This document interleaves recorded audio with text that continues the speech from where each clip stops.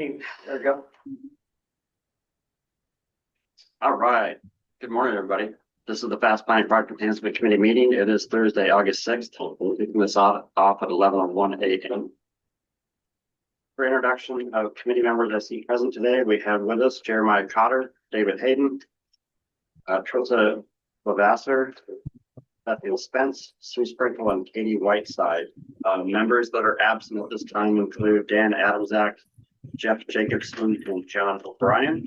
We did understand Jeff Jacobson would not make it here today, but we do have quorum to conduct business. Okay, and then for Fast Planning staff, myself, Jackson Fox, Elizabeth Lunsford, and Corey DiRichigliano, and Deborah Kopp. And then we have one guest in the meeting today, Pamela Miller. Is there anyone in the meeting I did announce?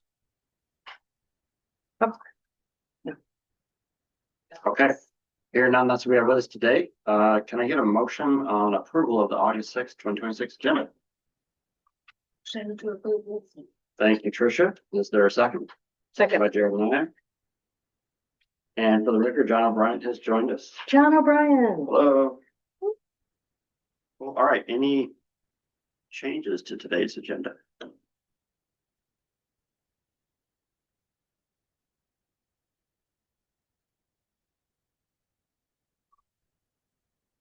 Okay, here none, anyone opposed to approval of the agenda as presented? Get the agenda shared here to the group. Apologies, everyone.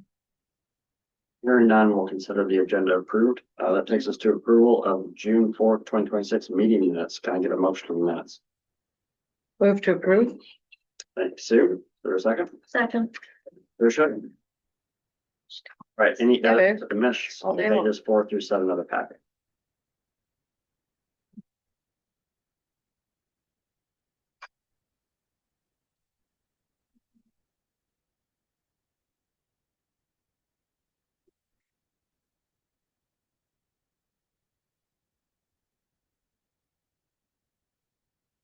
And we edit and we'll go to approval of the minutes as presented in the packet.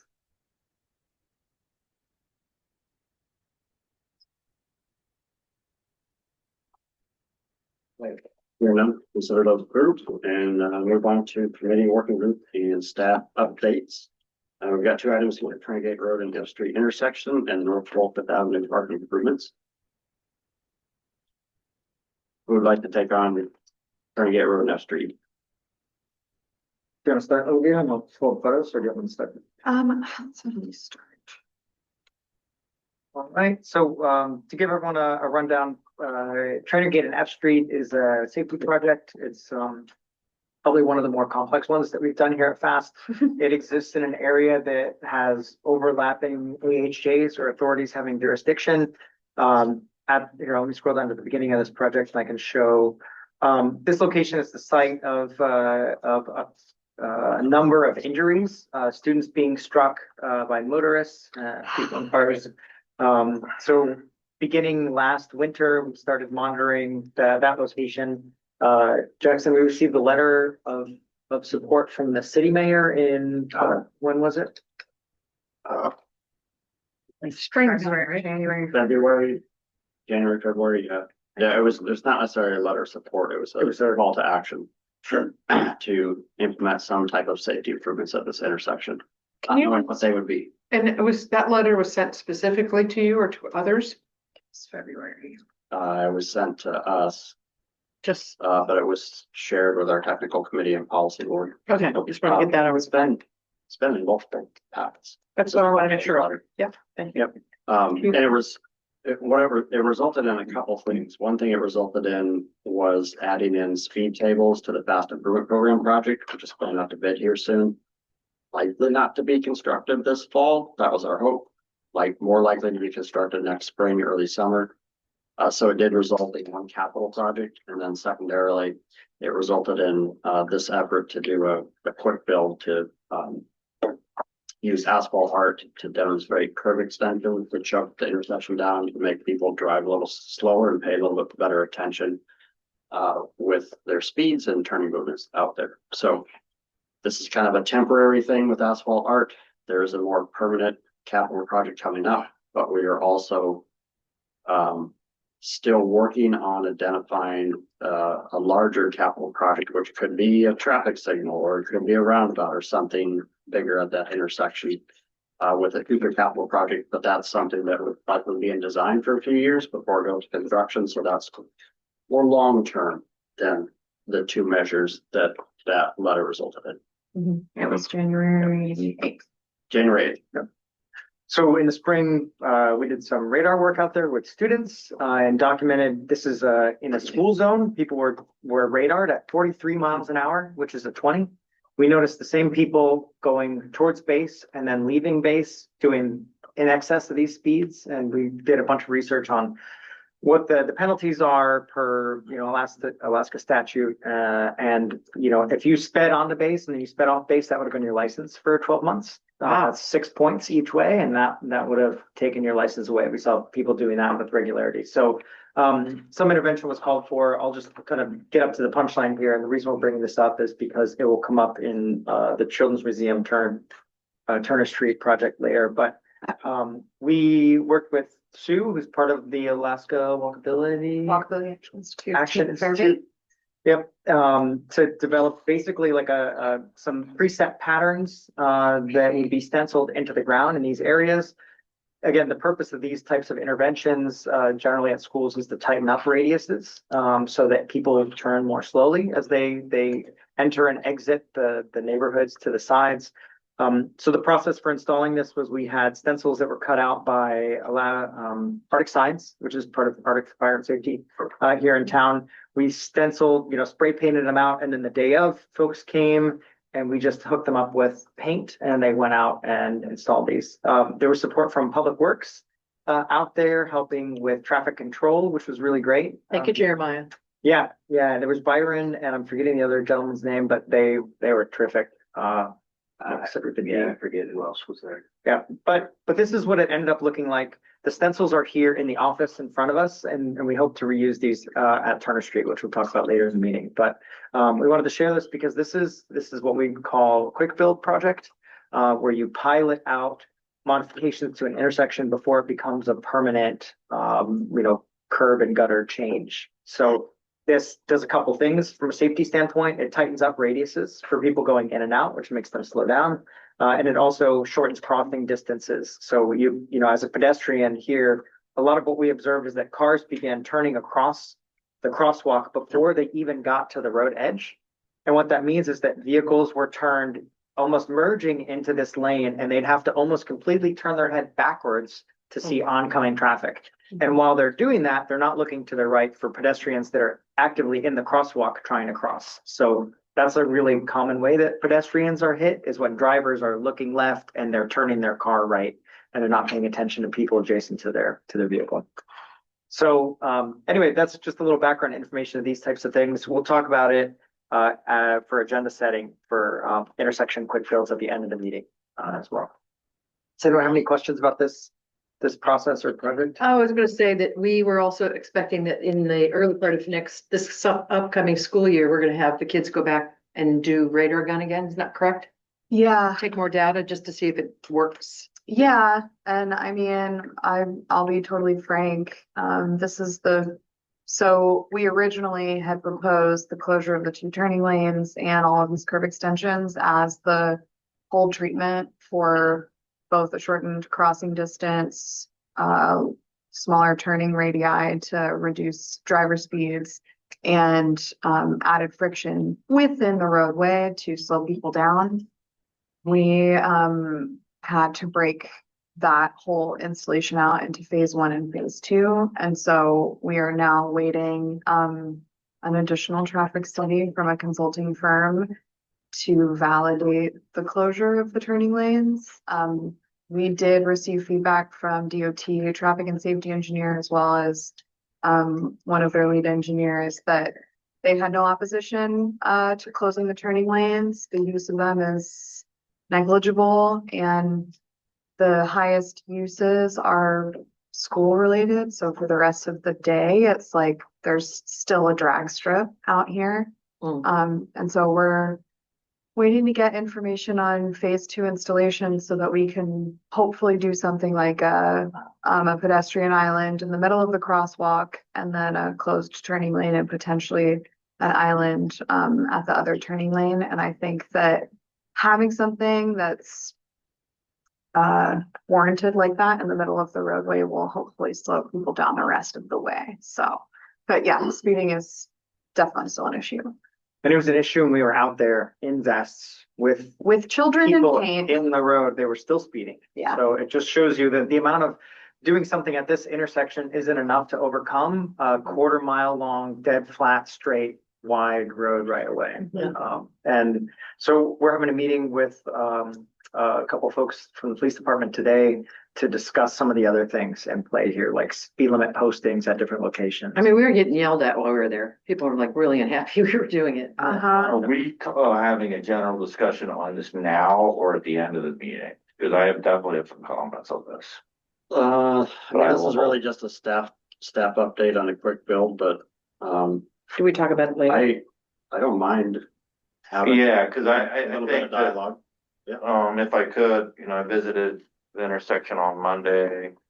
I took photos. It was a wet day. I could see that stormwater doesn't drain very well there. In fact, there's puddles obscuring some of the new lovely artwork.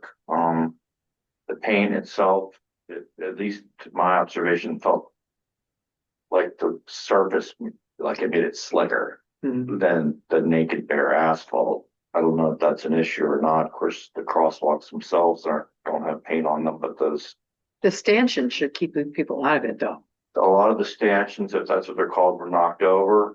I noticed that they were all on the south side of the road. And so I actually had a safety vest.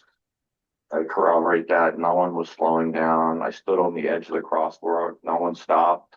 Crazy, right? I observed traffic speeding. Not all the cars were speeding, but the ones that were, my estimate would be 40 miles an hour, maybe a little faster. I think that studies are great, but I think unless there's some kind of like support from the police and Fort Wainwright itself and start pulling speeders over and maybe just warning them, pull over every speeder, give them a warning. If they do it again, then they get a ticket. I don't think anybody's paying attention, but I feel like this is a Fort Wainwright problem. And there should be a detachment of MPs out there assisting local law enforcement pulling drivers over. Because almost all of them either going to Fort Wainwright or coming from there, where speed is highly restricted. And they think that as soon as they get off base, they can floor it. And it's very disconcerting. I've got a personal stake in this. I'm a former teacher, I'm a parent, but I would not want any kid that was under my care crossing the road there. It's crazy. Scary. Yeah. It feels dangerous. Yeah. Anyway, that's all I have to say about it. But I think if we're not, putting some teeth in this, I mean, yeah, I think that the artwork is great. I think it brightens up the general appearance of the neighborhood and highlights the fact that there's a school there and there's more than just like she's saying, like a drag strip. That's important, but there's still a problem, and I understand that this is a temporary measure. I think it's a good first step, but clearly it's not done anything to really improve the safety issue, at least based on my observations. And that's all I have on that. Let's get David and then we'll get Sue. Yeah, go. Go ahead, David. And then Jeremiah. You're on mute. Or we can't hear you. Oh, frozen. David is frozen. Oh, no, it's just got a good poker face. Can you hear me now? Yes. Yeah, perfect. Okay. Do we have an example of a protected area for pedestrians in the middle of a roadway in Fairbanks? No. This would be the first one that I know. Because I saw these in Durango, Colorado, and they're really well protected on a fast road like this.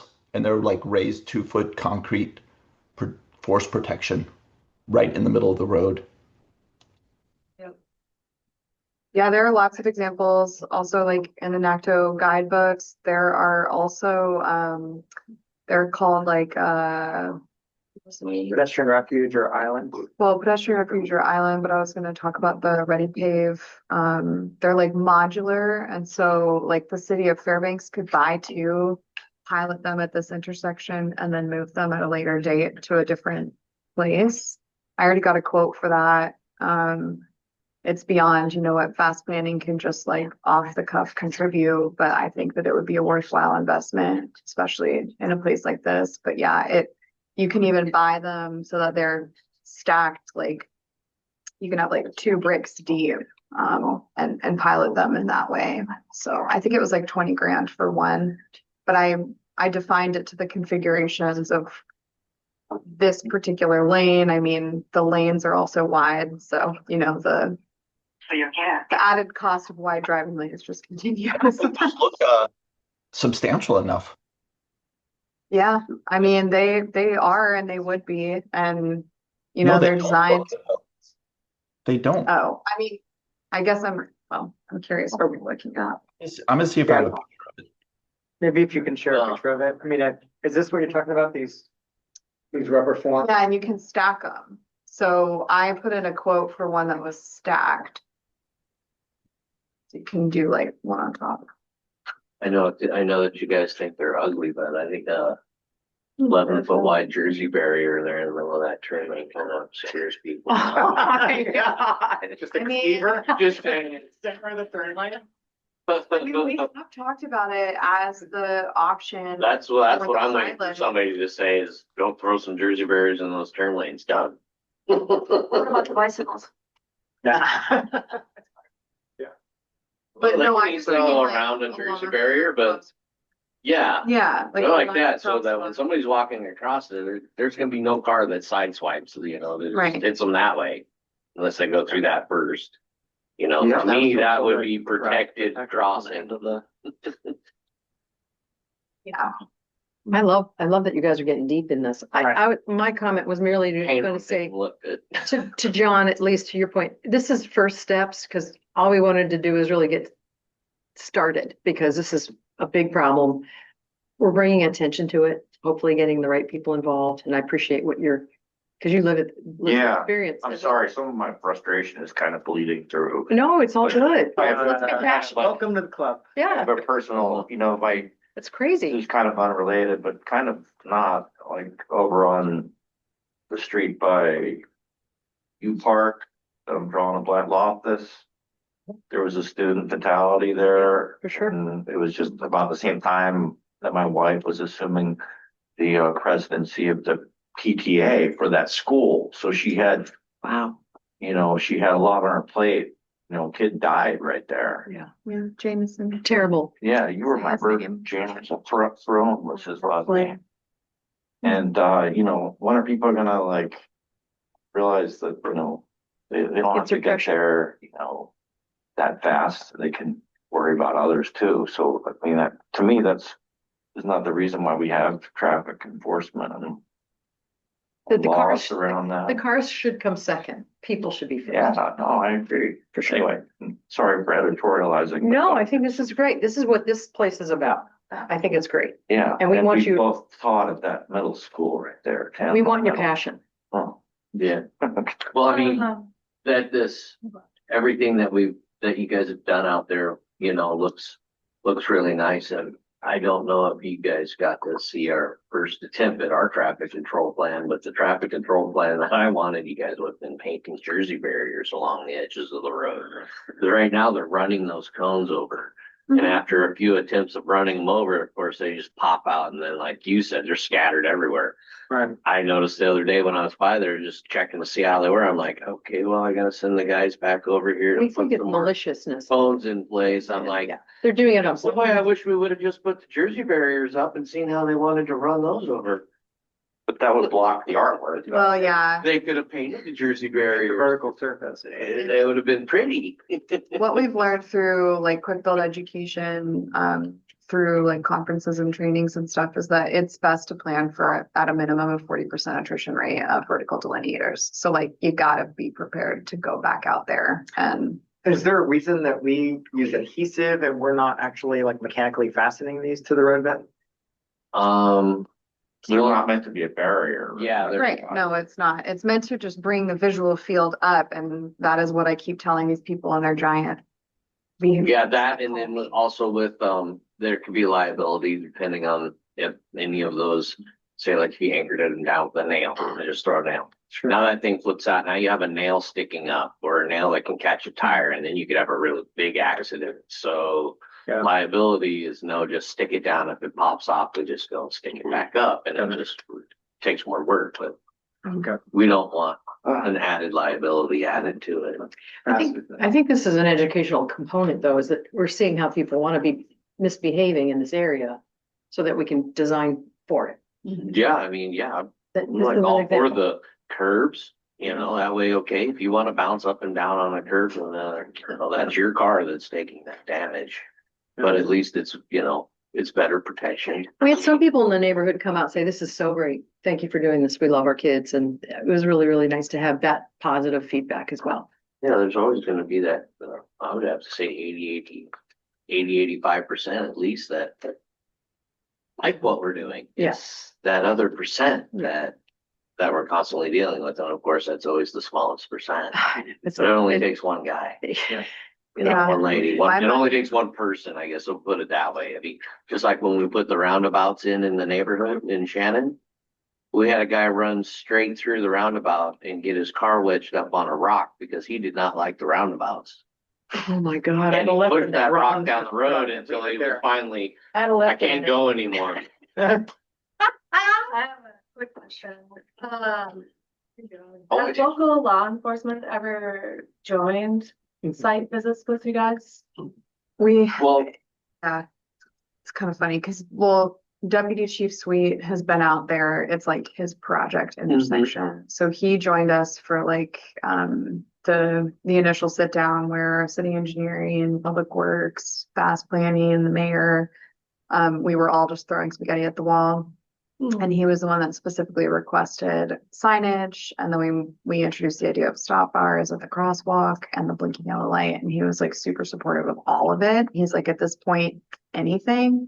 But we actually have not gotten to stand on the corner and tell him what we see as transportation professionals in the corridor as well. And it is a little perplexing, like he's out there all of the time, but like the amount of people that we've seen speeding, like Right. I don't think he's ticketing. I think he's just out there with the lights on and it's really infrequent and unpredictable, which is kind of the idea, but it's like enforcement, road design is more the answer than enforcement. I Yeah, guess. because we don't have the manpower. That gives me an idea, taking one of those old The cop cars and Car, stick it out. and put it out there with the lights running during. Yeah, the high Dawson, is it, it's Dawson? Yes. Yeah. White horse? Yeah. Yeah, we Fantastic. talked about putting like I'll a get people plywood touched. one on some casters, moving it every time. That was our Bush idea, remember? The That's- bushes kind of roll around.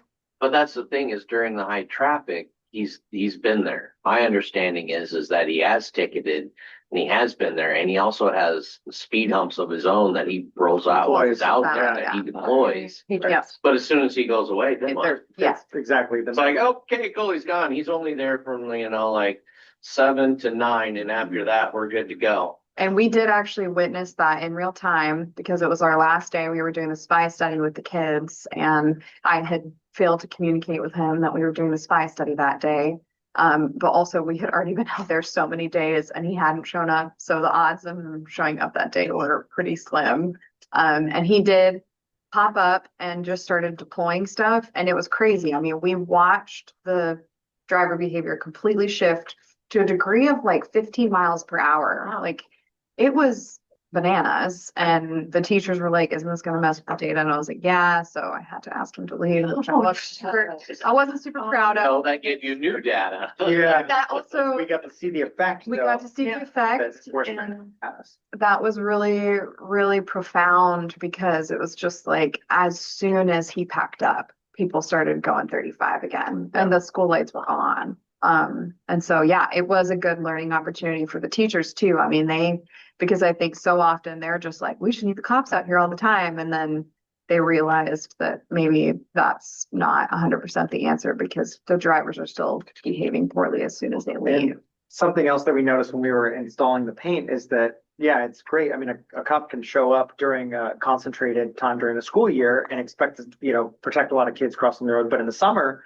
there's kids free crossing this area all day, every day. So, Playgrounds. so it's a much more like diffused, time when kids are present at this intersection, and you just absolutely can't cover that with police. Like, it just doesn't make any sense. So that's why we're looking at these physical design changes, because that's the only thing. But again, as we saw, we're pushing against a huge corridor here and trying to modify driver behavior at this one blip along this huge straightaway. And this is only good when the snow's not on the ground, so we won't have anything else this year. Oh, Well, we're gonna have snow berms. yeah, we're gonna do we're Burn it gonna down. do intentional snowscaping. Okay. And I'm coming up with all sorts of plans. Like, I want to put warm water in those like Roundup hand pump pressure washer things with a little bit color in it. Yeah. Let's spray the snow. Let's Mhm. set it up a little bit more. And then honestly, if we get the turning lane closure, I just want to put snow in it. Snow storage. Maybe So- says add scarecrows, Love the it. snow berms. Can do. So what are next steps? Do we have to worry about that, or this just enough? This is an informational item that took 30 minutes, so Yeah. we should probably move on Yeah. to something. The first Look, one don't have I- Yeah, It is pretty exciting. but it is this, quick build is something that we want to be doing more as an organization, because we can apply funding much more quickly, and we can start seeing results much more quickly than something that has to work its way through our STIP and TIP and everything. They're 5-year projects once they get in that chute, but some of these things require a much more immediate response. So Yeah. Okay, and I saw David had his hand up. I didn't know if that was from earlier, but any final comments, David, before we move on? I was just looking for pictures of that Durango force, but I think it was a staggered crosswalk they had there. So the pedestrians are on an island that's protected with walls on either side. Yeah. So if you find a link, put it in the chat and I'll pull it up for Yeah, I you will. later. Okay, last staff update is North Pole Fifth Avenue Park access improvements. Corey, in a folder this morning, I put in some drawings from Tricia. I just want to pull up a drawing just to explain this, but so out in North Pole, these park access improvements is the newest project start for fast planning. Mayor Hopkins asked that this be included in our funding plan. It was a project that was previously nominated fast planning for federal funding. It was scored high. At the time, it was like next in line for funding, but we didn't have enough money to cover it. We now do have enough money to cover it, in large part because Cheetah River Walk is delayed. So I need to spend the money somehow, and this is the next one in line. And the borough has a capital improvement program project to upgrade the park facilities out there at this park. I think they have 2.5 million set aside total for that. We're trying to form a partnership here where fast planning can do the civil work, the access road improvements, the parking lot, ADA stuff, and pave the gravel trails out there, while the borough focuses their money on replacing the playground equipment and other pertinences out there. I just got the scope schedule and estimate yesterday, a little bit of a sticker shock. Oh, no. Yeah. $500,000 to design this when it's already at a 35% design and $1.54 million construction price, when I assume this would be a lot less. So I've got to get to the bottom of that. I mean, I do have enough money to pay for it all. But who's doing the But- design? Well, this gets complicated Yeah, this- because Okay. the borough has a consultant doing the design, but if we're going to federalize it, we have to start over. And DOT either have to do it in-house or they have to hire a consultant to do the design. It would be amazing if they were able to secure the same consultant that's already started the design. Don't know if we can line up those things in our federal process, but. Yeah. But either way, yeah, Corey's showing the figure on the screen. basically what we're trying to do is cover the blue and the pink parts, if possible, just asphalt and concrete. And I think there's some, I don't know that there's any other drawings in here that actually shows the new playground equipment and whatnot. Just, No, I I think these can are just send the landscape and civil sheets. Mhm. But- This isn't what the final thing will look like, but Yep. that was the latest. Because right Yeah, now there it's you what, go. gravel and dirt? The playground? No, this is the, Is it, Yeah, it's that's- not this, these are old drawings? These are the concept drawings for when we had the open house. Okay. And this was just from the 35% in the project since I gave this to Jackson. Yeah. It's moving along, so things might look a little bit different, but If you can go back to the pictures real quick, Corey. You just had them up on your previous page, maybe, or yeah, here we go.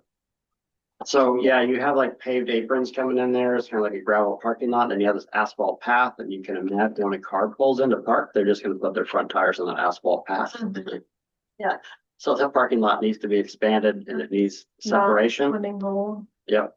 So, yeah, drainage issues out there as well, but Yeah. the idea is to take that asphalt path, push it to the north, make it a sidewalk elevated, so tires hit curbs and stop. And you pedestrians can walk in front of the vehicles. Yeah, address the drainage issues, pave the whole area, and then pave the gravel paths through the park and up to the bridge across the spring and all that makes it ADA, right? ADA, loop. ADA And compliant. make it. Yep, yeah. compliant. So Over here. anyways, I think this is a good partnership because it expands the budget for the project to do more better things. Or better. Yeah. They're really awesome. Once it's So that's an update, and I think this will be a super fun project for the Project Enhancement Committee to review as the design progresses, and Mhm. it's just a cool project. Doing projects in Parks and Rec are very unique. Is this used throughout the year, this park, or is it just summertime? Majority of the time it's just summertime. If people go out to it in the winter, we don't really maintain the parking lot in the winter just because it's not necessarily a winter use Okay. area. It was, it gives I'm the sure go to the playground in the winter and just hang out there, but more of summertime use. Okay. There's trails back there that you can ski Oh, to, good. and they eventually connect over to the school right next to there. So there's cross country going on out there, ish. Yeah. So what about when these improvements are made? Maybe it should be considered a year-round park then or not?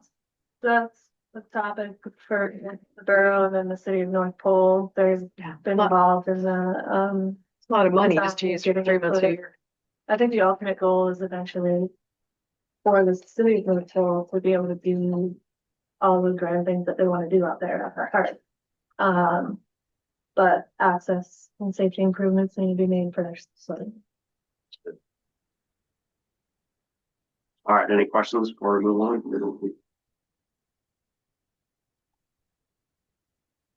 Okay. Let's get to our business. All right, so next up is our general public comment period. We do have a member of the public here. But I believe she would like to share some thoughts on some different items under old business and new business. And so my plan is that, and I believe she wants to hear the discussion on some of those items before she shares some of her thoughts. So as we go through them, we'll afford opportunity for any item that you'd like to speak on at the time when we discuss that item. But do you have any comments on anything that's not on the agenda at this time? Are you following the agenda in the paper? Yes. Well, yeah, do you have a copy of the agenda? It was slightly modified. Should be relatively consistent. Yeah, Yeah, I guess I do. I think the Geist Road corridor. How about this one? That's all. Does it just, I'm looking at the walk, ride, and roll advisory agenda. Okay. Here, this is an extra packet. That's an extra.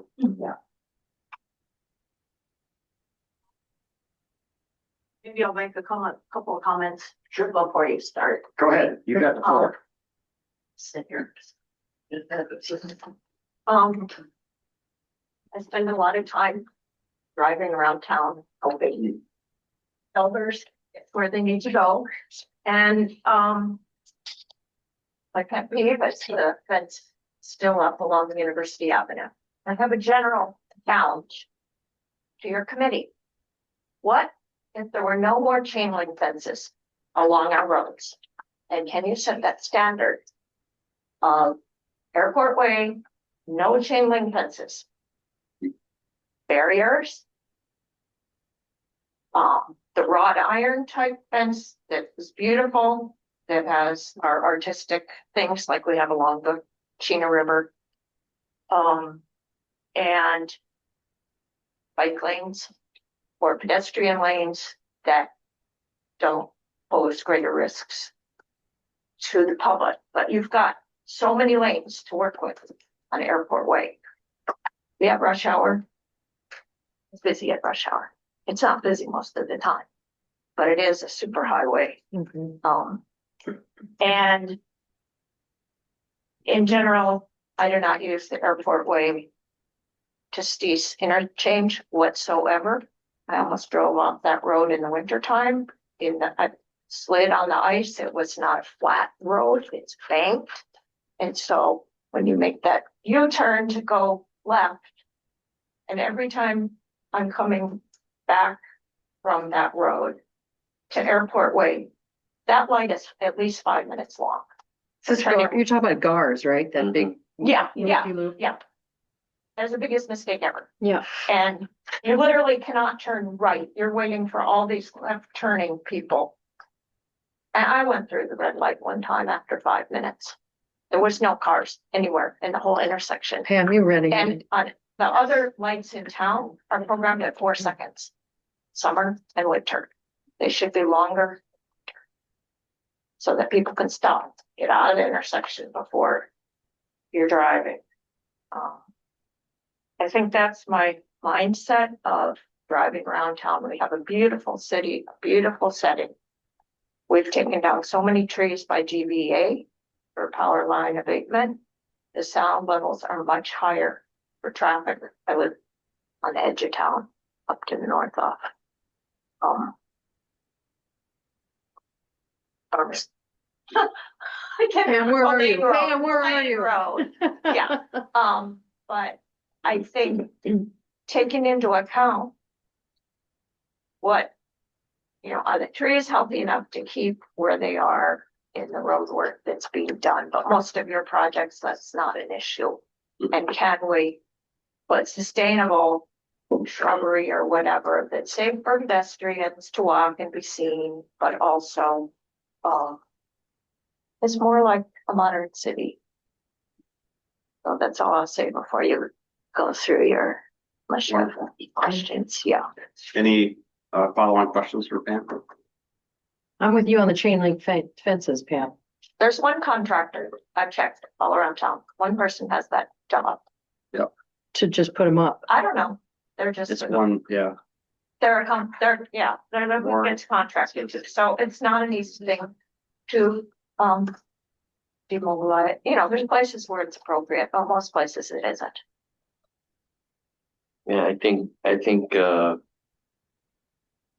one of the challenges though is also the cost of the project doing the wrought iron type fencing, and then in my experience, then it also then becomes the maintenance.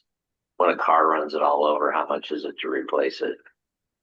So I know that those are the types of things that when a project is planned, white jersey barriers can become the thing instead of I forgot. a nice fancy fence.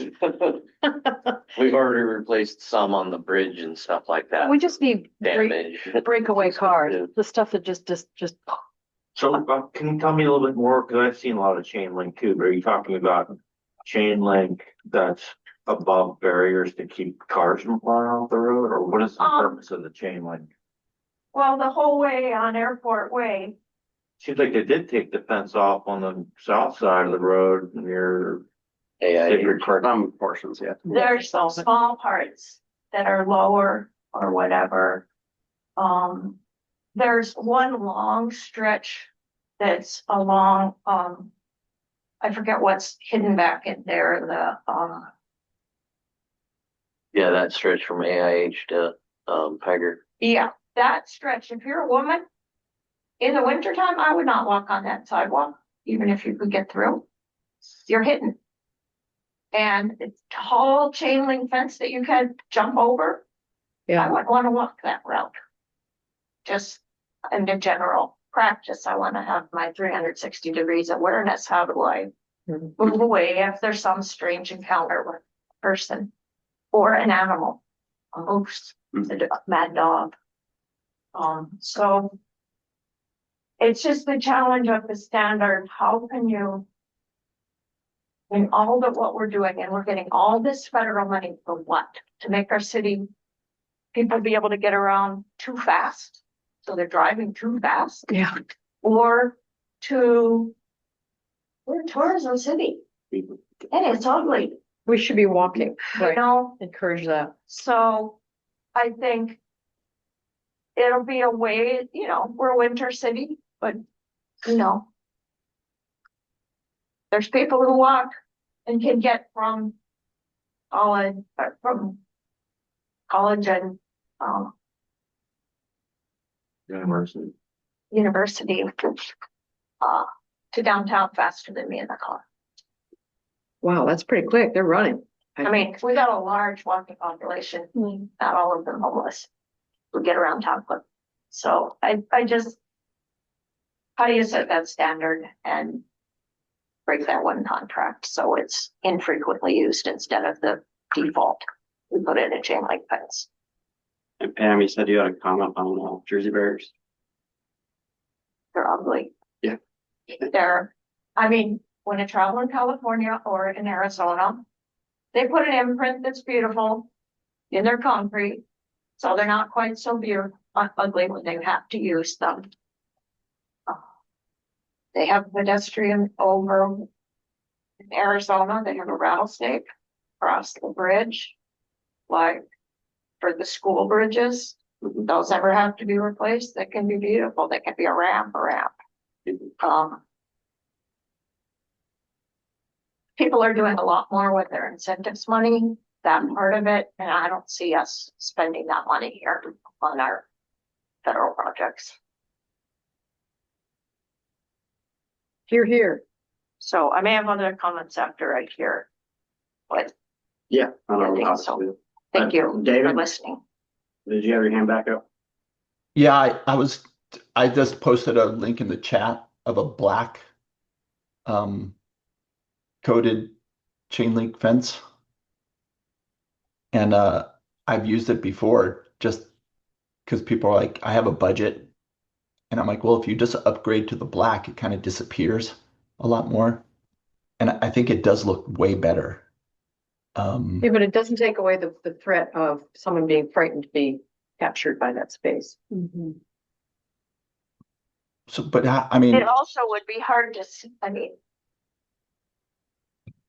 for visibility reasons, maybe it's okay for the driving public. Is there a reason we have to have that on airport way? Airport ways, Because it's federal. it's designated as an access control facility. So on the So- national highway system, There we are. It's Yeah, the designation of a road. Yeah. right? Trying to get that designation removed. So Right. barriers can be removed. So once your road is named a certain thing, you can't do certain things to it or undo certain There's, things. yeah, there's different ways to do access control. There's other things. These are the cheapest, ugliest options. Like we do.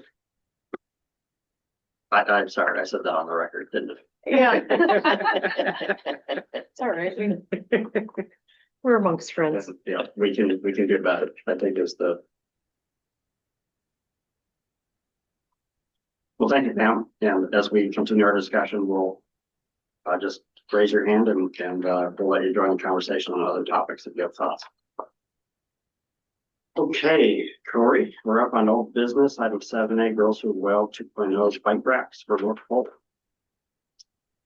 So, the bike racks were all finished, back in mid-July, I think. We've got one here in the office. I took a picture of it for folks that aren't in the room. Bethany was at the Ale House. Bethany, our committee here, was at the Ale House last week, and Mayor Church was able to get them one as one of the private locations. I put the list of all the different organizations that we were brainstorming, could be recipients for this. Right now, the racks are at Public Works in North Pole, and their Public Works Department will install them, but they need some help from us to help make connections with these business owners or these public locations to get permission to do so. So when we did the 9 racks here last summer, I contacted the business owners directly, and then I worked with them for where they wanted to put those, and then I helped actually go install them. We got a hammer drill and all-weather wood, and we kind of put things where folks wanted them. So previously, Jeff and Trish, you guys had volunteered to kind of help on this one, and I'm wondering if you're still interested.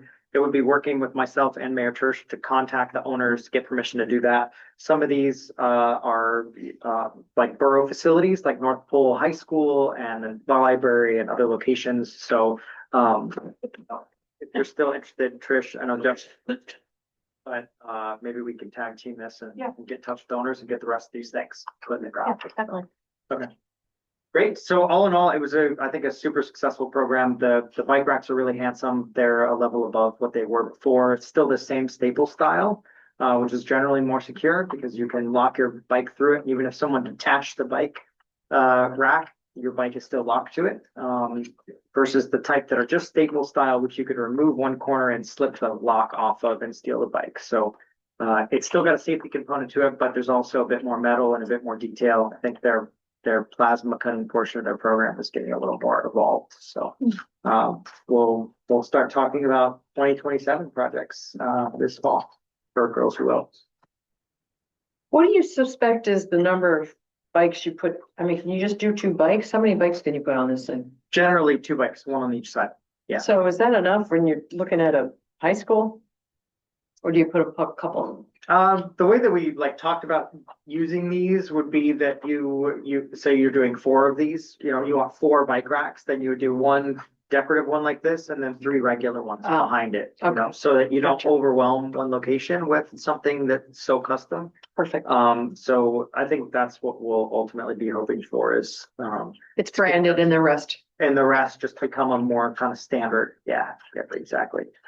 Or we buy some off the shelf staple style and then we team them up with a couple of others. But as of right now, most locations just have 1. They don't see a volume of bikes that needs more than 1, at any given time. So. Yeah. Did the ones that we have here in town, are they all used and deployed? They are, minus there might be one behind you there. Oh no, that's another. That's 6. Yeah, I think all of ours are out on various sites. You might be getting 2 back though, because in order to do the ADA, the Second Avenue crosswalk. Yeah, the 2 in front of the grapery. Yeah, we were talking about having to move those. Is that gonna be a problem? No, I mean, I can detach those. I can talk with the owner there. And get them relocated if they're in some sort of clear area.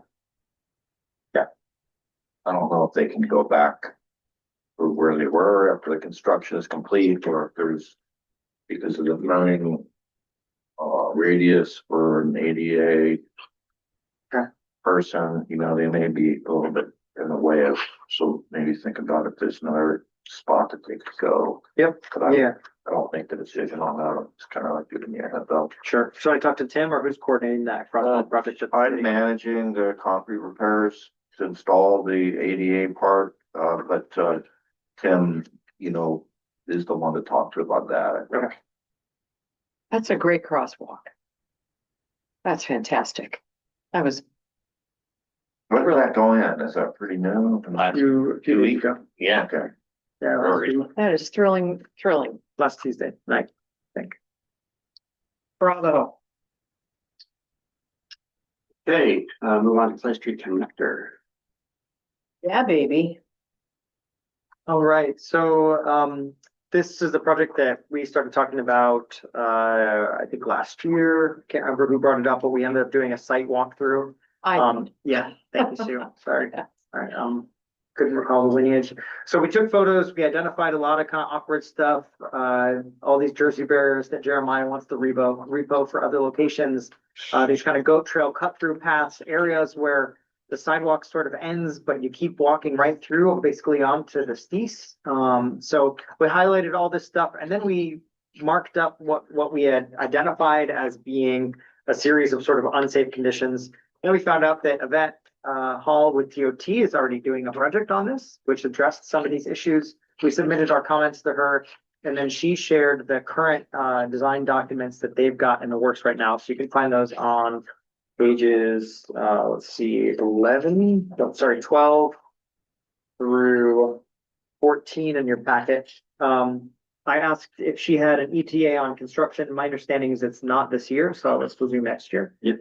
And she did have one additional note here. The only thing that's changed since the last time we saw design documents on this is that, let's see, the new path has to swing in to be part of the Clay Street embankment and the area circled. So I'll go to that on the drawing so you can see. Previously, this, That's why it waves towards Yeah. the road. here, yeah, this area here. So previously it was along the fence line here, kind of closer to these trees, the whole length. But at this point, it's along the flat area and then it curves over to seam up with the grade in this area and then cuts across through the space. So if committee members want to take a look at these drawings, then provide comments, you can email them to me. Or if we have any notes on their drawings that we want to submit to that as she's working through. It's stamped. It's stamped and done. Yeah, Never mind that. advertised. Keep your comments for yourself. As we speak. So not seeing my Jersey barriers go away. We better You do. just gotta go. What can we do there to like narrow that path? What? I mean, what can we do there? Cause I'm still seeing them even in her drawing, they're right there. Is there plow equipment on this at any point? Is anything being plowed through? We here? don't, DOT may. Sure.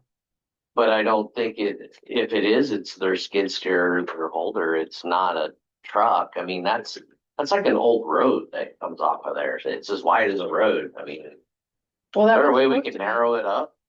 It's a remnant of an off ramp. Yeah, they were gonna pull you off of Steve's there. It was crazy. I Dig think we it up said and yesterday. plant. Okay, Dig it up I and am, plant. I'm so underwhelmed. look, I'm gonna make the point, looking at page 10, you can see a shoulder, I think that, is that Jeremiah?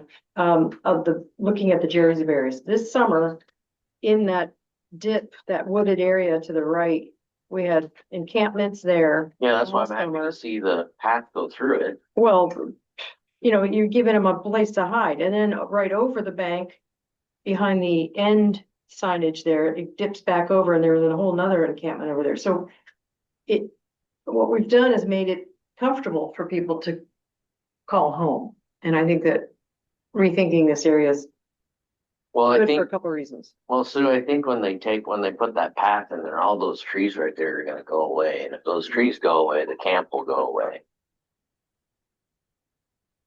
That'd be helpful. And But then, yes, we've been over there to the other one that you're referencing that's over the road there and then down to Second. We've been to that one Multiple 3 times. times this year. Yeah, it's been wild. And while it's not been super dangerous, it's just enough to be super, like Pam says, as a woman walking around, it's creepy and you don't know what these people are doing. Some of them have dogs. I think, oh my God, they're not on a leash. So anyway, I'm really glad to see this is being taken up and rethought. But it doesn't And- show anything it's just showing a path, Sue. Up until the area that we're talking about, is that what you mean, Jay? Yeah, just a path. Yeah, exactly. It doesn't improve anything other than the path. There's no landscaping, there's no sound. So It looks like the bare minimum. They're, yeah, I mean, they're removing some fence lines, they're cutting up and removing some of these apron road remnants. And kind of repairing the fence line, so it's more consistently related to the. Okay, it still looks like the bare minimum. Yeah, Pipe Is that handrail, what bare minimum. They don't show any like grade change. I mean, these are documents. And if we don't have something in there, nothing will happen. Install fence, Look at that. Remove guardrail and fence. Okay, the design intent shows bare minimum work.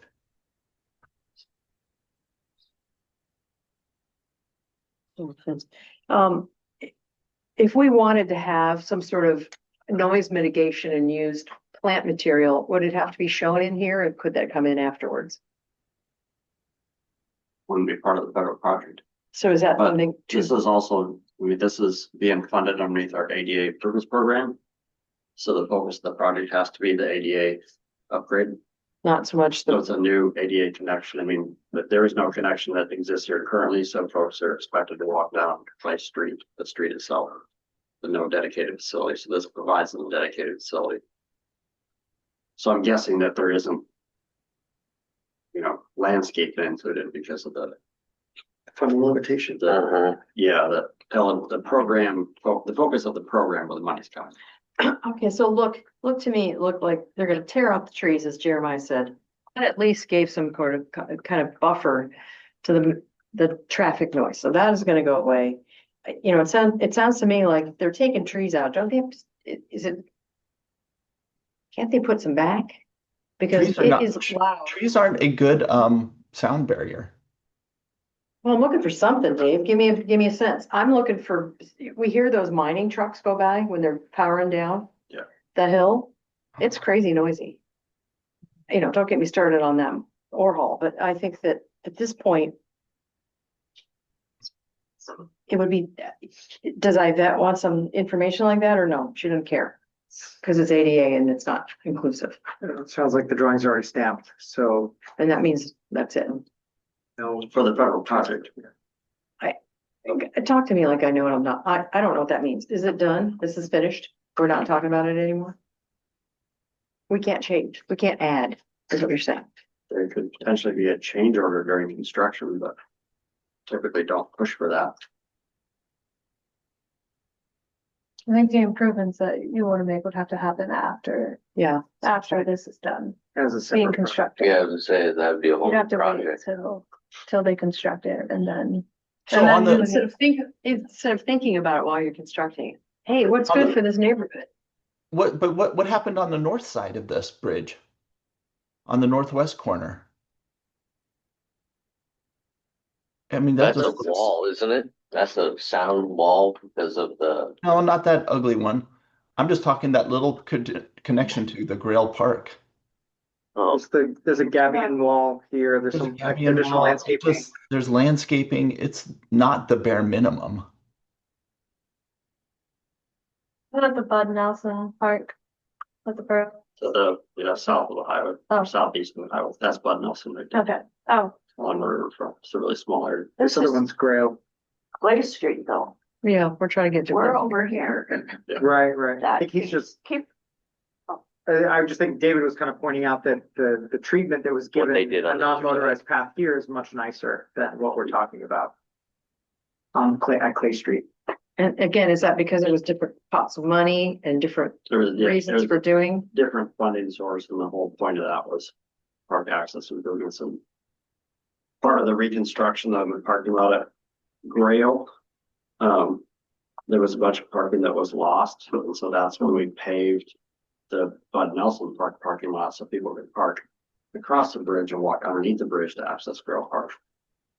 So, but yeah, that was we use surface transportation program dollars. It's our most flexible funding source that has been big for us developabilities. yeah.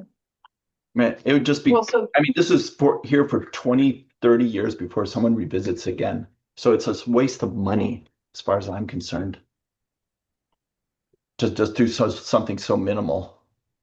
It just, blows me away. it just seems like a segment that should have been connected to the walking path along, I guess Clay and the river. Well, I feel like this project is just a start to building the momentum to do more there because they had to follow the ADA. That's not how it works, though. I mean, have we ever had a project like that in Fairbanks? It is. I think this Yeah. is, but a lot of this is under the banner of it's creating a linkage where there isn't one right now. The path terminates here at the off ramp and then there's nothing. all the way down to then where the path picks up at 10th Avenue and goes south. So this is like, I think it is based on funding source and design, it is the bare minimum to just create this link. It's not a landscaping and beautification project. But it's still worth gathering these comments because in a subsequent project or different funding source or, you know, recommendations to Festival of Fairbanks, which does all the landscaping at Clay Street Cemetery on behalf of the city, like this, I think the feedback is still useful. So we can still collect this, but it sounds like there's no place for it within this project and its current funding source. So is this non-motorized mean it's also for bikes? Yeah. So it's a bike connector. Multi-use path. Yeah. Why did I have I asked that question because it was, oh, shoot. Katie's got her hand up. Come back, Sue. Go ahead, Katie. Thanks. I guess since we're taking kind of comment on this, so if this project comes back around, or a second, you know, option to kind of improve it. I do think given its location at Clay Street Cemetery, the historic nature of that location, and as I understand, that used to be kind of the edge of town when that was during its historical period, right? So I kind of think about the experience of people going through it, and also the experience of people within the cemetery. You know, here you have absolutely nothing to protect you from the sightlines of the Stees Highway. And yeah, maybe there's an opportunity to recommend some berming to that would help with sound and also just your experience of being in that space of the cemetery. But yeah, just like if we are taking comments, I think there's something to be said about retaining that historic resource and ensuring it's meaningfully kept. Thank you, Katie. Katie, that's an awesome comment, but when they put that path in right in the middle of this green space, right, then your berm idea is kind of thwarted. And they're not going to redo a path they just put in. That's why I'm like, what a lost opportunity to berm that and make that a little nicer.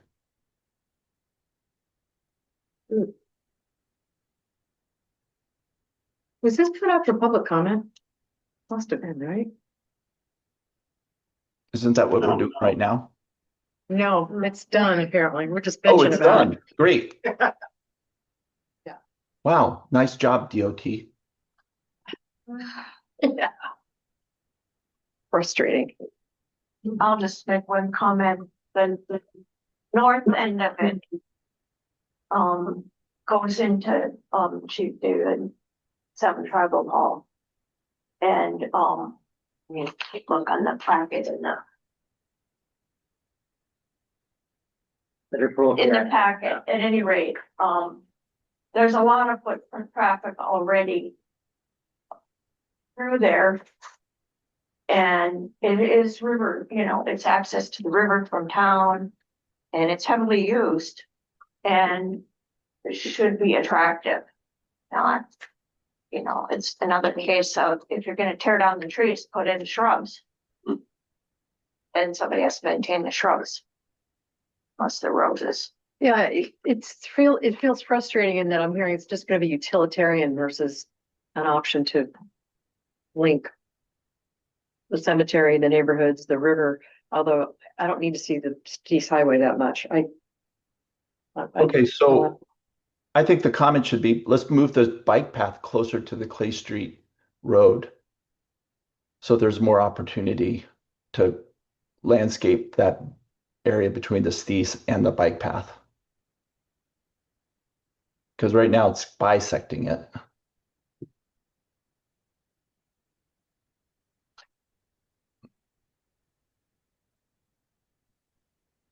So they can get out the French curve and make it a little tighter radius to go up that berm. And of course, you can't see very well. There's a little parking lot there on the south side of that drawing on page 14. There's a south parking lot there and a little seating area. Maybe that's what they were trying to avoid with that S curve. Yeah, I think, yeah, that seating area is right there. The seating Not- area that stares at the trash. No one, yeah, Based no on our one site sits visit. there. I Yeah, don't so see anybody there, really but, A interesting. bench and a trash can, yep, right there. and a parking lot that people do nefarious things in, that could actually go away. I think it'd be safer. But I think that was the issue we saw at multiple points along this path is that there's pull-in parking lots right there, and having the path to the right means that the path is not interacting with traffic. You're not walking behind cars or biking behind them, and you don't have vehicles crossing a sidewalk now for a non-motorized path like this. So I assume that's what the compromise is here that's being struck. But to David's comment, if this were tight around the back and then followed the road more, then that leaves a large area for landscaping, for future landscaping, versus bisecting it in its current form. This is the gate right here that we saw in that street view earlier. Mhm. I'm assuming that for the most part, there's no topography line shown, but for the most part, this will probably follow the existing terrain with some modification as it merges up with the road here. And this is city property, right? Or is it DOT? I don't know what they have for easements. This is. I think that's all. I think that's all DOT where that path is in. Well, so then do they take care of our parking lot and our seating area? No, the parking lot, and the seating area is ours. But where the path is at, that's kind of, think of that maybe as your right of way line on the left side of it as you're looking at it. That's kind of where the city property is, this left of the path. DOT is all the path and everything, right? So. Yeah, I just don't know about that chicane, Yeah, that, what that did there. Here we go.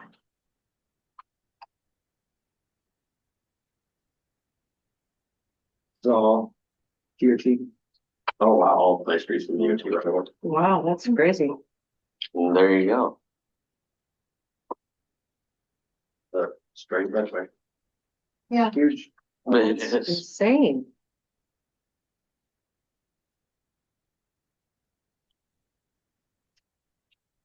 Well, I think underwhelmed is the right word for that. It's a shame.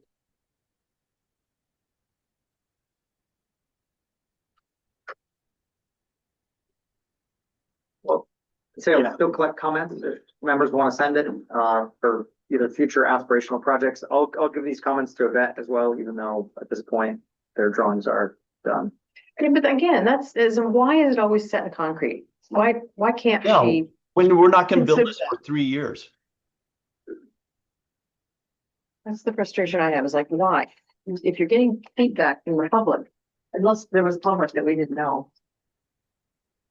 Did we see drawing before this? Last meeting, we did. I think we have this in a previous packet. All of these drawings? Similar set. I can pull Well, up. I was in the last meeting. Did I miss that? Dang it. Right. All right. All right, we'll move on to airport way corridor improvements. Do you want to bring up what was discussed at the MTP product scoring? Sure, yeah. Airport way, of course, has been studied over the past. Almost, we're getting 2 decades now. There was a study done in 2007 and then another one done in 2017, 2018 type frames. A lot of ideas come up with regard to airport way, closure of frontage roads. Punching in a new driveway in Pioneer Park, so there's no direct access. Anyways, there's been a lot of ideas that have come up over time and not many have been implemented. Some frontage roads have been abandoned. Some frontage road connections have been cut off and with cul-de-sac replacing those aren't necessarily out of the plan, but in our long range transportation plan, we just have airport way corridor improvements to, if DOT or anyone else wants to sponsor something with federal money to address some segment or another, we can accommodate that. But what we're trying to do right now is to try to cherry pick out some specific projects. So if something actually gets done rather than nothing out on the airport way. Part of our discussions more recently have been that airport way is just such a monolith of a of a roadway. I mean, it'd be $1 billion or more to fix everything on Airport Way and change the full function and of that roadway. But I think the first move we need to make is to try to remove the access control designations so that it can make some of these projects possible. To start removing fence, abandoning portions of right of way so that we get back on the tax rolls and the community businesses that actually are constructed against the roadway, the parking lots, the outside of the building, or and have driveway access off of Airport Way. Airport Way existed before Johansson and Mitchell did. It was the primary east-west corridor. It no longer functions that way as a throughput. Some people use it as that, but its primary use at this time is to access neighborhoods, businesses, destinations along Airport Way as opposed to driving across town. And so these conversations are happening. I know one project that will probably fund in the short term is converting off of Airport Way Barnett Street from 1-way to 2-way down at 10th Avenue. So there's better access to and from the health clinic and the school facility there. That was something that came out when the Airport Way studies, and it's relatively low expensive, but less expensive and high impact. But anyways, right now we're just kind of like, what do we pull out of these studies and previous planning efforts or discrete projects? We're hoping to assemble a team of folks from the city, DOT, various departments, Borough Parks and Rec, fast planning staff, community planning of the borough to do an Airport Way audit where we all might be 7, 9, 10 of us. And we drive and we walk and we bike the whole corridor and try to dream up some quick fix projects that we can actually fund out there. So we haven't done that effort yet. We don't know what that project list looks like, but was voted the ugliest road in Fairbanks. And it deserves some attention.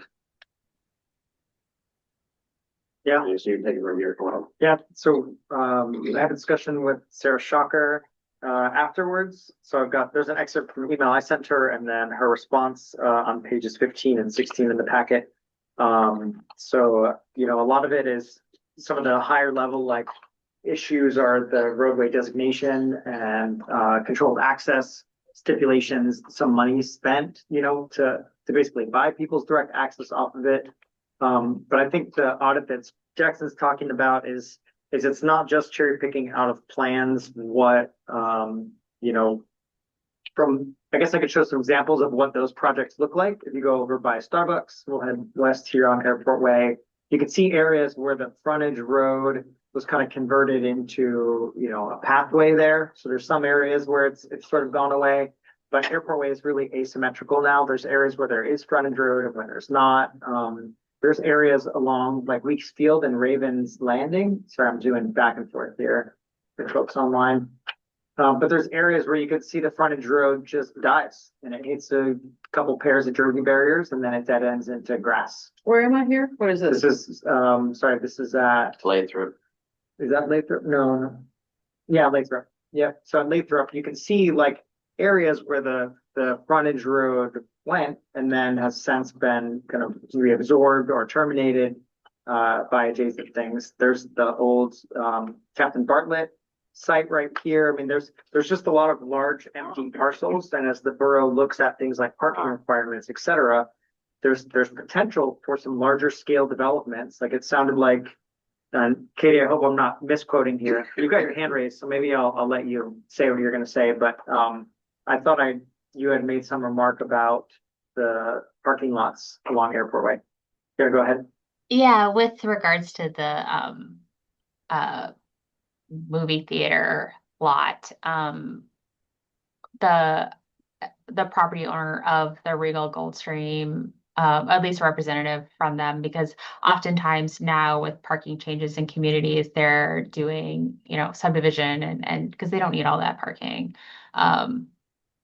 That, they had asked, about like the potential of doing some residential or other things. One of the things that sometimes they talk about is like self-storage, which is not as a planner, it's not always something you want because it's not really a big economic gain for your community, and it's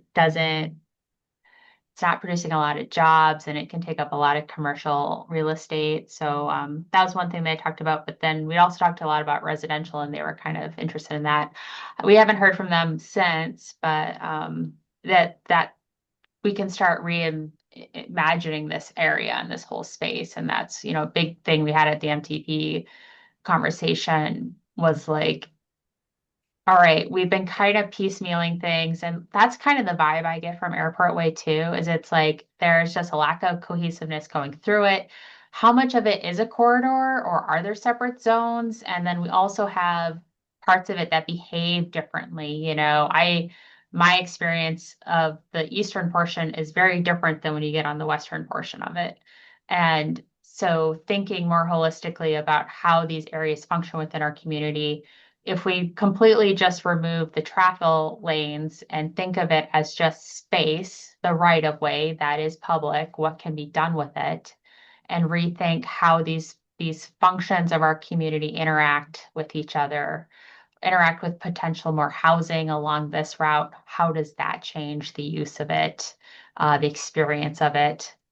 We also have the eastern portion that's in the accident potential zone for Fort Wainwright, so that's a consideration. I know they always have recommendations of don't put anything there, but it's always something to consider. But yeah, I think there's just a benefit. I did want to talk about, because I know there were previous studies and I am not as familiar with them.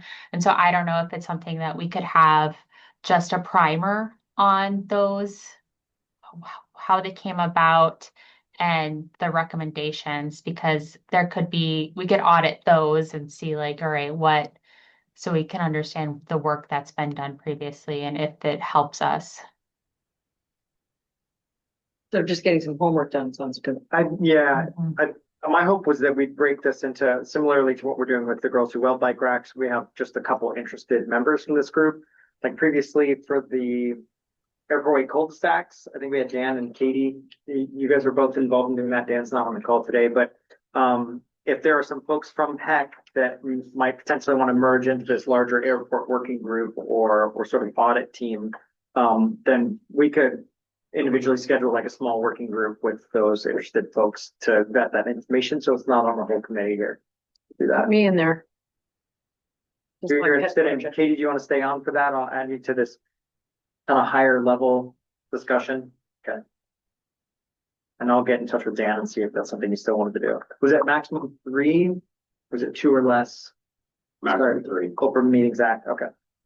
Okay. So I've got Katie, Sue, and Dan, and I can share all these materials with the full group, links to these documents for folks that want to look at them, but we'll do this smaller level investigation with these 3 for now. And is it possible that we could have like outside PEC members attend and provide? Because I don't know if Sarah was interested or anyone else. Yeah, certainly. Should Bring be Dawn, great. maybe. What'd you say? What was the last one? We're done. Oh, yeah. Don Galligan, possibly, yeah. Oh, sorry. I thought you said a dog. I was like, yeah, bring the dog. They have an experience on Airport Way too, so. Mhm. All right, terrific. Okay, you want to switch over to Airport Way cul-de-sacs? I think we can probably forgo another discussion of that if the committee's comfortable, because it's going to all fold into this larger discussion. So again, this is kind of where we began at, and it's looking at, again, as these connections north-south are modernized, these frontage roads are being terminated, and Sue brought to the attention of this group that that's a waste of land. And money. That's Losing That's opportunity. property that gets pulled off the tax rolls and that just creates kind of dead end spaces. Makes it uglier. That's the other part. And if, throw a flower bed in the middle of that does not bring me joy. No Okay. offense, Trevon. I love the flowers though. I can move them around. All right. You're my favorite. Move on. Yeah, University Avenue fence. I don't have an update from DOT MNO on this, but where there was opportunity to remove fence, DOT, MO is gonna do it. They were gonna visit with DNR first, and I don't know the outcome of that discussion. But I've driven through there a couple different times, and it's kind of crazy how there's the chain link fence and wood fence parallel to each other. There's literally two fences out there. Wait, I'm confused. Is one on one side and one on another? Are these both duplicated next to each other? They're kind Right of next to right each other. next to each other. Both of these Yeah. things are right here? Yeah. Oh, that is crazy. One's behind the other. What? But yeah, another, we've gotten a number of public comments or complaints, that the wooden fence obscures the view of the room as you walk and drive. You're so done with our river. Oh my God. So this is in DOT's court right now. I know Al Beck, their pre-construction engineer, and Ron Davis, the M&O, are trying to figure out what they can take down. I guess I don't know, but what are the fences supposed to be doing? Keeping people out, keeping people in, keeping people upset? What is going on with this? The So- fencing? I spoke with the DNR folks back during the construction of this project, and they requested that those fences be installed because they were seeing a lot of cross traffic through here, and they had a lot of police calls responding to events happening within the campground that wasn't necessarily by people that were camping there. So they wanted to cut down on this cross traffic and have that be a more securable campsite for them. They don't police that anyway. Their hope was, unfortunately, this access to the river was improved in terms of like the actual paved areas, and then a completely severed connection for people walking and biking to be able to access that. You have to travel almost a mile out of direction down to the airport way, access frontage roads, and then back up through this park to get to the river there. But that fence came at the request of DNR because of the amount of police calls and, just the So various they're activity using- that was taking place there. So DNR is using this as a way to keep people out as opposed to be taking care of their own property. They're trying to harden the edge so that people aren't just wandering into their property there. And at the same time, they did a lot of brush cutting. They cut like everything from the ground up to like 6 feet, so you can completely see across that entire park at the ground level. So it's And it has Yeah. camps in there, I think, currently. Are there I think so. like legit campers? No, Okay. no.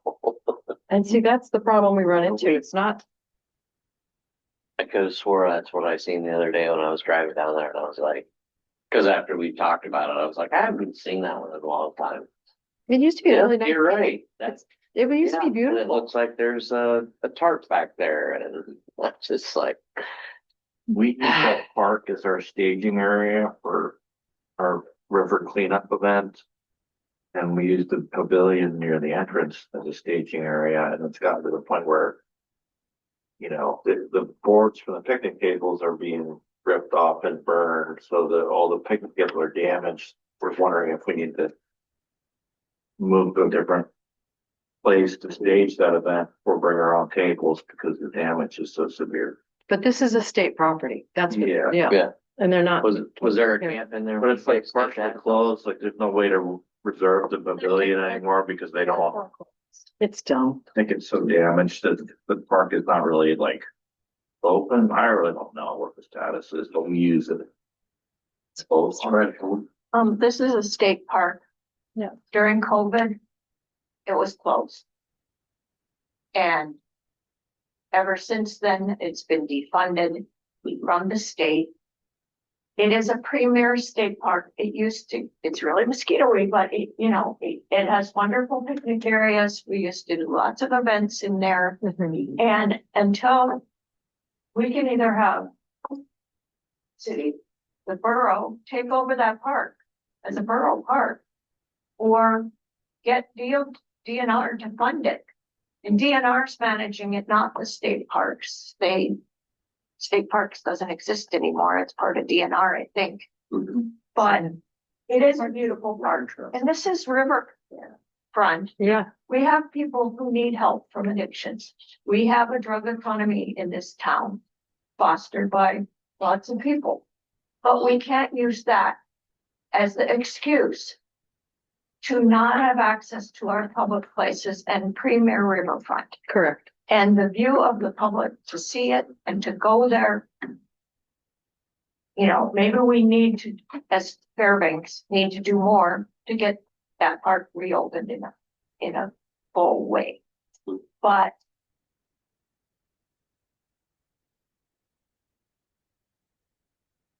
I don't think using the drug addiction problem as an excuse to not build the right facilities that are beautiful and enjoyable for all of our residents, that do give access to the river and the view of the river. And that was up, and from the beginning, I talked to DOT, and that was supposed to be a construction fence. And they said they would, the project was running late because of the bridge, stuff didn't come on time and for the physical bridge. And they promised it would be gone the next spring.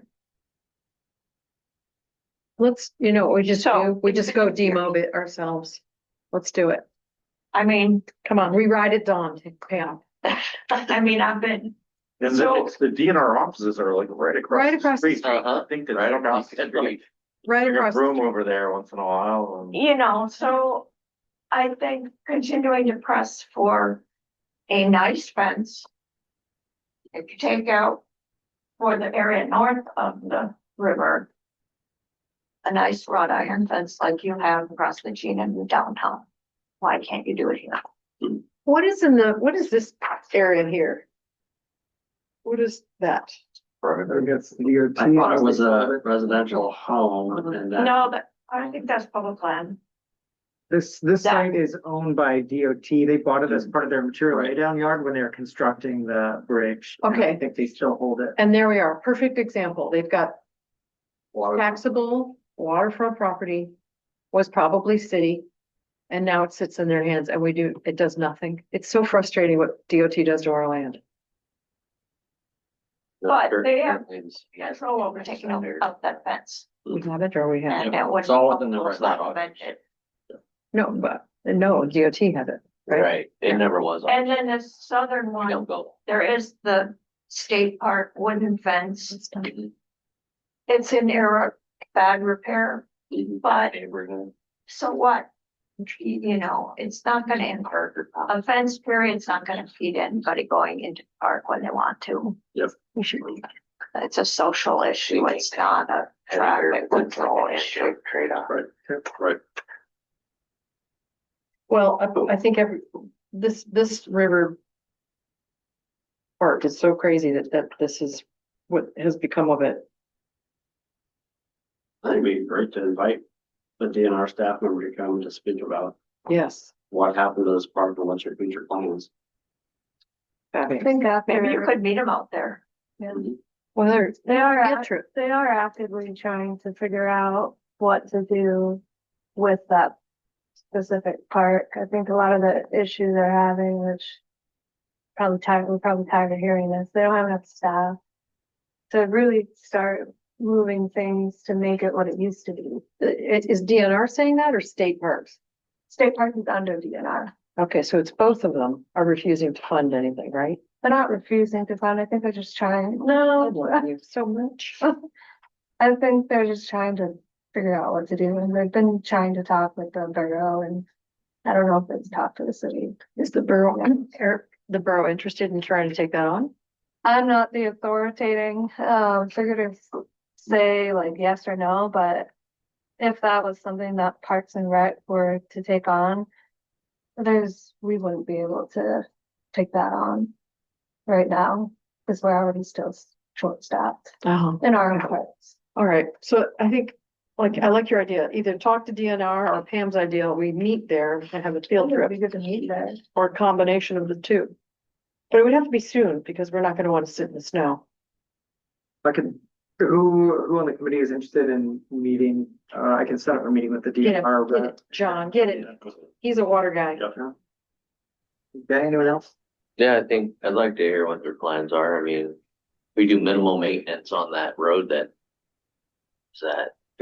Garrity that goes through there, but it's still one of, still kind of like part in our area. So it'd be nice to know what they're wanting to do over there. So how many have you got? Got two, John and Jeremiah right now. Who would be smart? Do we need Tricia on that or do we need? Katie put some stuff in the comments Katie? regarding this as well. Katie, I don't know if you're interested in meeting for a site visit for this as well, or if you want to stick with what you've got so far. This is a game show. I know. I'm good. Everybody bid. All right. Perfect. Well, I'll volunteer to show up. Yeah, if you yeah, want thank some you. public. Right, Pam. Perfect. Thank you for bringing this. I'll get your I'll email address. I wouldn't Spray mind paint in my attending. car. They don't do well. Corey, I wouldn't mind attending just to see what else. We have more than three, Corey. We can always just advertise it. There's going to be a meeting of the PEC on site. Oh, please, In yeah. our, on this day, from this time to time, we can advertise. Okay. We were not gonna be doing any action. It's more learning and dialogue back and forth, but Right. Okay. Perfect. special meeting of the PEC. I think we should make badges. Next badges. Mhm. You could 3D print them. Okay. All right, let's, great. We have a plan for that. I'm excited for that. Let's move on to Turner Street. And please, 19 in the packet. So, I think folks here are all familiar with Turner Street. Again, it's a series of remnant lots. There are 3 of the 4 that we're talking about here between First Avenue and Fifth are owned, they're city road right away. The northernmost block is owned by Usabelli. It's part of, their parcel here now, Key Bank Building. But these 3 to the south, between second, third, fourth, and fifth are ones that, have kind of a variety of uses right now. What I want to talk about for the next few minutes here is just in front of the Children's Museum. This area is underlaid by utilities, which is kind of part of the reason that nothing is built on it or could be built on it, because they've got to be able to access steam lines, water lines, sewer. There's a lot of stuff running through this area. The area in front of the Children's Museum was one that we had and have a willing, basically adjacent property owner that's interested, or not property owner rather, but tenant. The Children's Museum uses the space in front of their building as a kind of outdoor play space for the people that are coming to their facility. So I'll kind of scroll down here. This is page 22 in the packet, shows recent aerials. So you can see the planters right now on this block are placed at back of sidewalk, and the Children's Museum is interested in doing a ground mural there, something that folds in some of the existing stencils that we have here from Trainer Gate and F Street, but then combines it maybe with some patterns that would help either structure their outdoor play or help organize, where kids line up before they come in from the play area. So I spoke with Jackson and I met with the executive director, Meredith Maple, and also 2 of their staff members, Angel Figger and Jessica. I'm not, I can't recall the last name, but she helps kind of coordinate a lot of program stuff. So I guess what I'm looking for from PEC members here is folks that want to be involved in designing this mural that gets painted on the ground. That's going to happen on August 18th.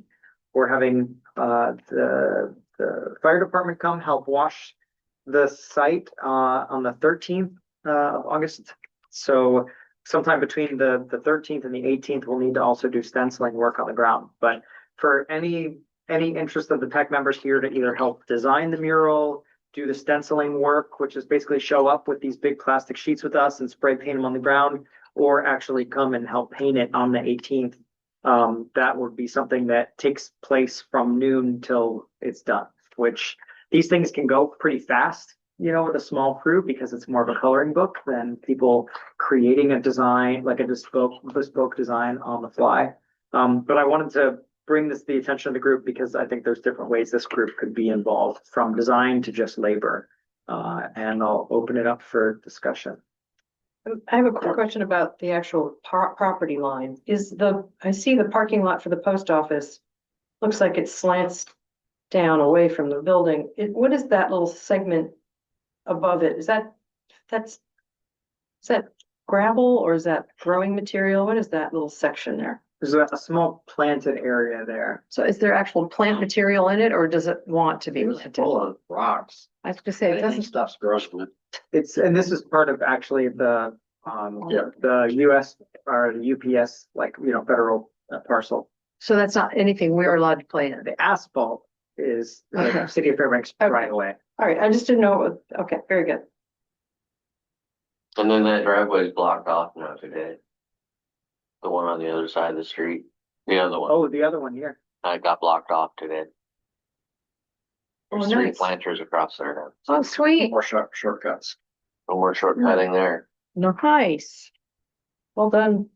And that's also part of a crosswalk. We're prepping for the crosswalk. It's gonna be installed there. Street is that?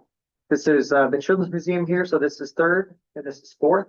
So there's planters now here at the back of sidewalk on the Children's Museum's block, and on this one here, there's planters as well. So you don't have cars cutting through this parking lot to short circuit the one-way roads. So there's planters here now. Mhm. And these driveway aprons are gonna be used as part of the crosswalk with some modifications, sounds like. John, did you have? Yeah. But there's still, access to that lot from Fifth Avenue. Mhm. Um, That makes everybody happy. yeah, hopefully. But the next thing I have to say may make a lot of people unhappy. Oh, John. Oh, Come I on, don't man. like to be the bearer of bad news. Here's we but, go. We looked at, the crosswalk, and of course, I think from a personal perspective, that is ideal for a crosswalk to get from the lot on the Fifth Avenue, yeah, to the Children's Museum play area, I think that's a good use of resources. The issue comes in when we, strive for ADA compliance there. And so we have a concrete contractor on board to perform citywide sidewalk repairs. We produced an add-on, work request for proposals to do the crosswalk here where ADA piles can be placed on both sides of the road, talking about Fourth. And the curb can be demolished because right now it's a driveway with curb. We want to turn that into a walking crosswalk. So, the bids came in a bit higher than what we anticipated to do that work. And unfortunately exceeds the amount that we have budgeted for all of our citywide sidewalk repairs. Wait, that one, Not by much, but yeah, it pushes us over our budget by about maybe $15,000 to $19,000. So, just, I'm not sure that crosswalk can be installed this year. And it perhaps could be painted, but to make it ADA compliant is gonna require, maybe next year. yeah, and it's about, at least the one bid that we have, it was close to $60,000 in sidewalk demo. Oh. And then repouring the curb, adding the acoustic tiles and making that an ADA compatible crosswalk. And are they removing the bulb out, or what is the extent of the work that they're trying to accomplish at this? Unfortunately, I don't have the actual RFP with me. I printed it out. And I must have left it on my desk, but it's okay. So both sides of the street need work. So each side is going to mirror the other side of the street. And based on my recollection, the compounding issue is that storm drain that's smack dab. Yeah, right there, that one. Because we have to do, the crosswalk's got to be on the far side of that. And the city engineer did not want to mess with that storm drain inlet. So that kind of like pushes or requires that the work. So it starts with a full height curb and sidewalk. And then it slopes down to a transition. And then it ends with a landing, it's called. So that has to be done on both sides of the street. So is also the other reason why the price increase is because you'd end up putting a new vault top on that with a hood for that storm drain? No, I don't think there is a vault that's kind of out of the picture, but I don't think that. No, those storm drains are little tiny storm drain. I call them vaults. They're little square concrete things. Yeah, no, I don't think And then those tops are set on top of them. I don't think that was part of this design, but I could be wrong. I have a question. Yeah.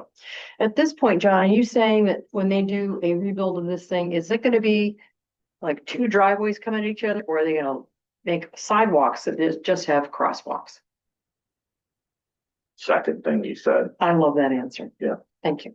So I won't have all this big, long driveway that invites people to go No, drive over it. Okay. Yeah, and that's also the reason why we put the planters there on each side and yeah, they're yeah. right at the back of the sidewalk, so now you know that that's no longer an entrance. But yeah, making the curve go all the way down to the crossing and then back up to curb. That's what I'm guessing. Then that would make that those storm drains would end up having to be reconfigured to have a hood on them. Well, couldn't you put the crosswalk west of that storm drain? Why does it have to, I mean, does it matter? I guess I don't know enough. Does it care, or do we care? At this point, it's gonna happen. Well, I guess We're gonna paint. if I could ask, are they gonna paint the crosswalk? Or they're not gonna paint any crosswalk until they do all of this curb and gutter work?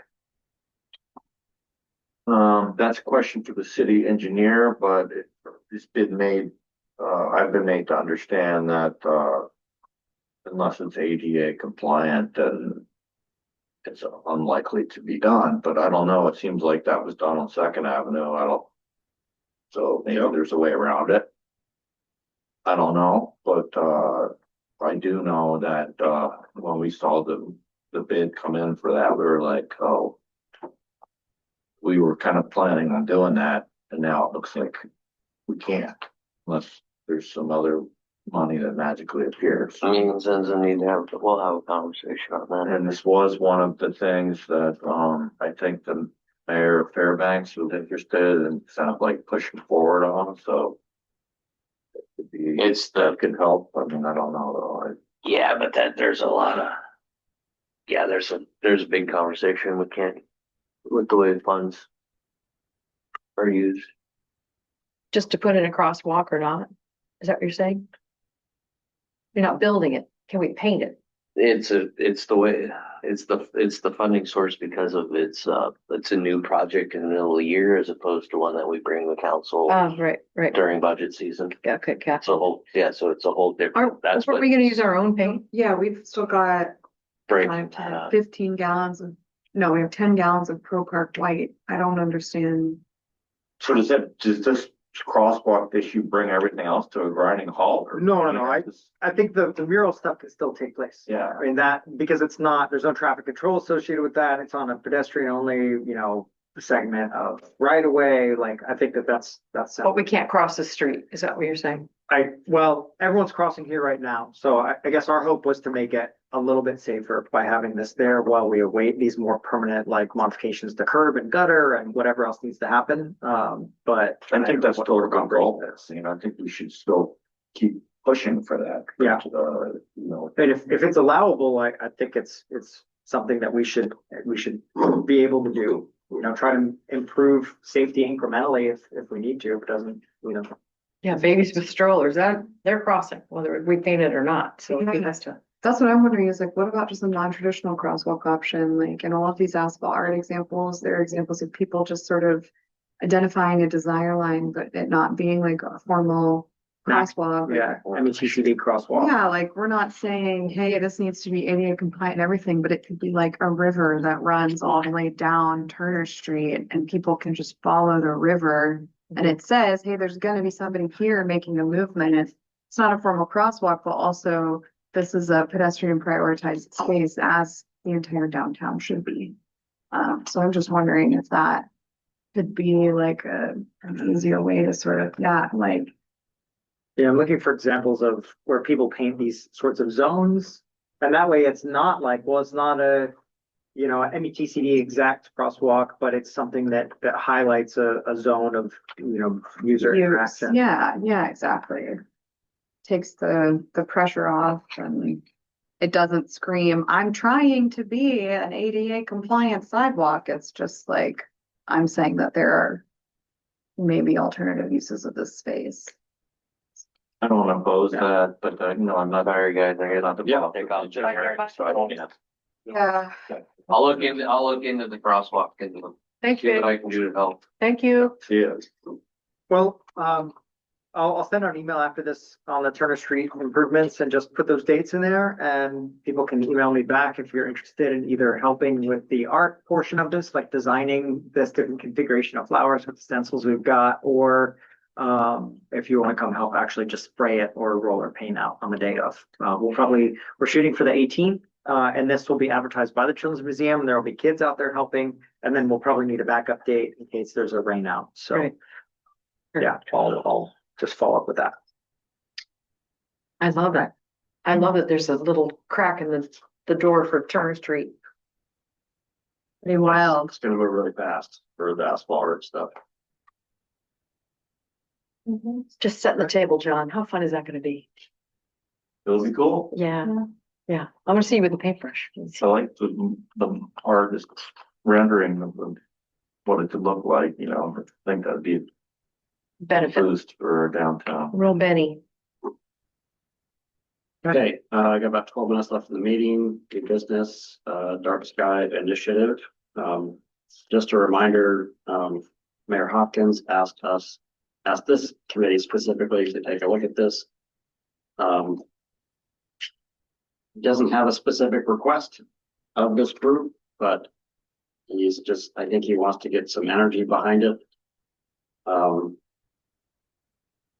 But I guess my question for this committee, I think we've had it on the last agenda, maybe the previous one.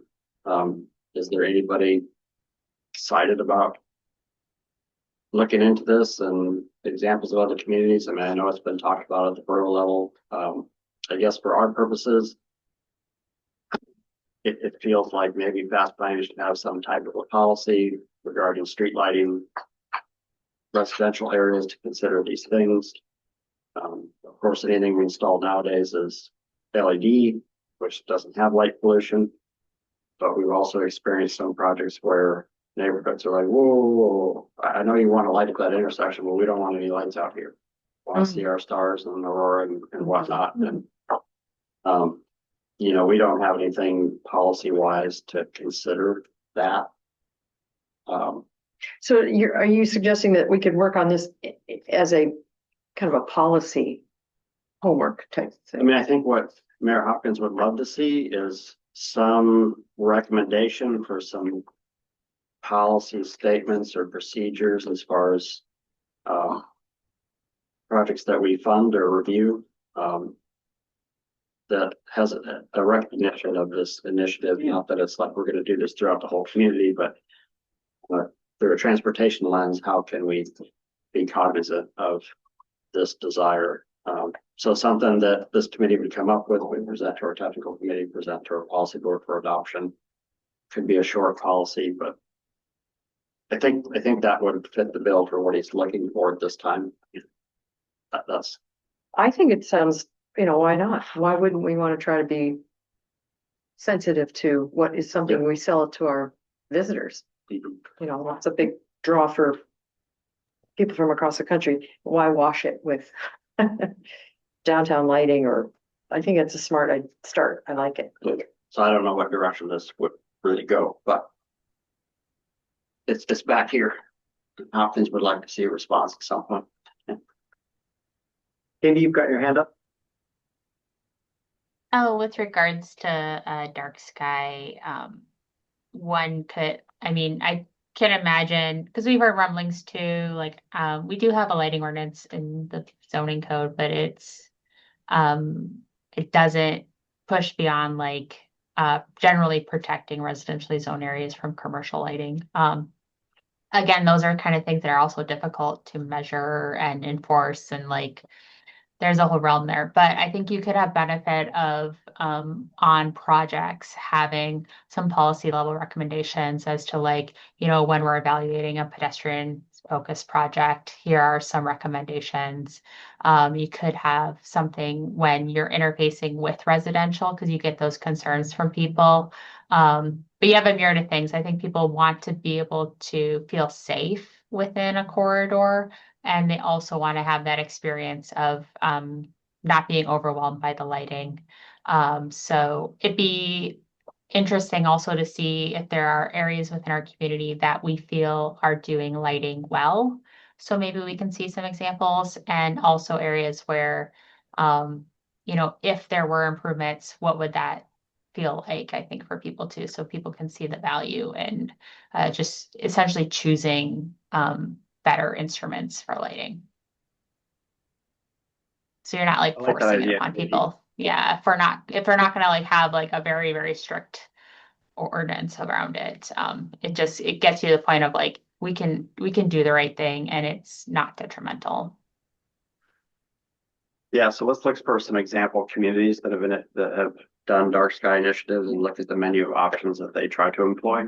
And then maybe something will click with us all on that. Jasper, Alberta is really good. I was gonna say Whitehorse must have something, wouldn't you guess? I don't know if Whitehorse is a certified dark sky, but Jasper for sure is, and they're a great winter city and their tourism focus. Okay. So. And then we'll get to you, Instead David. of Winter City is Tucson. They have at the university, one of the observatory, which is a big economic driver and community around the university. And it's dark. I mean, you can walk down the street from light to light to light in town, but it is dark. Huh. And from my perspective, knowing that, and then I have a B&B in Aurora Tourism, just on the sideline, my own Aurora viewing. It used to be really dark up where I live. It's just up Elaine Hill. Mhm. And the lights from town are so much more visible than they used to be. Mhm. And it's not any single project. It is lots of really bright lights. Yeah. And almost anywhere in town, it's not dark. Mhm. And you've got safety in lots of factors, but and then as I mentioned, the GBA tree clearing also has less barriers to the light from other people. But I think it's worth looking into it. I think, maybe the university or some people could host speakers, or some of our speaker series could have just presentations from a winter city, and maybe a place like Tucson where there's the aurora studies and the telescopes that are used at the university are they impeding their use over the long run? That would be a good conversation to have, just community wide. Yeah. This is something I'd be interested in volunteering. And I had no idea that the way city lights are impeding you in any way. That's amazing. it's just a glow. Yeah.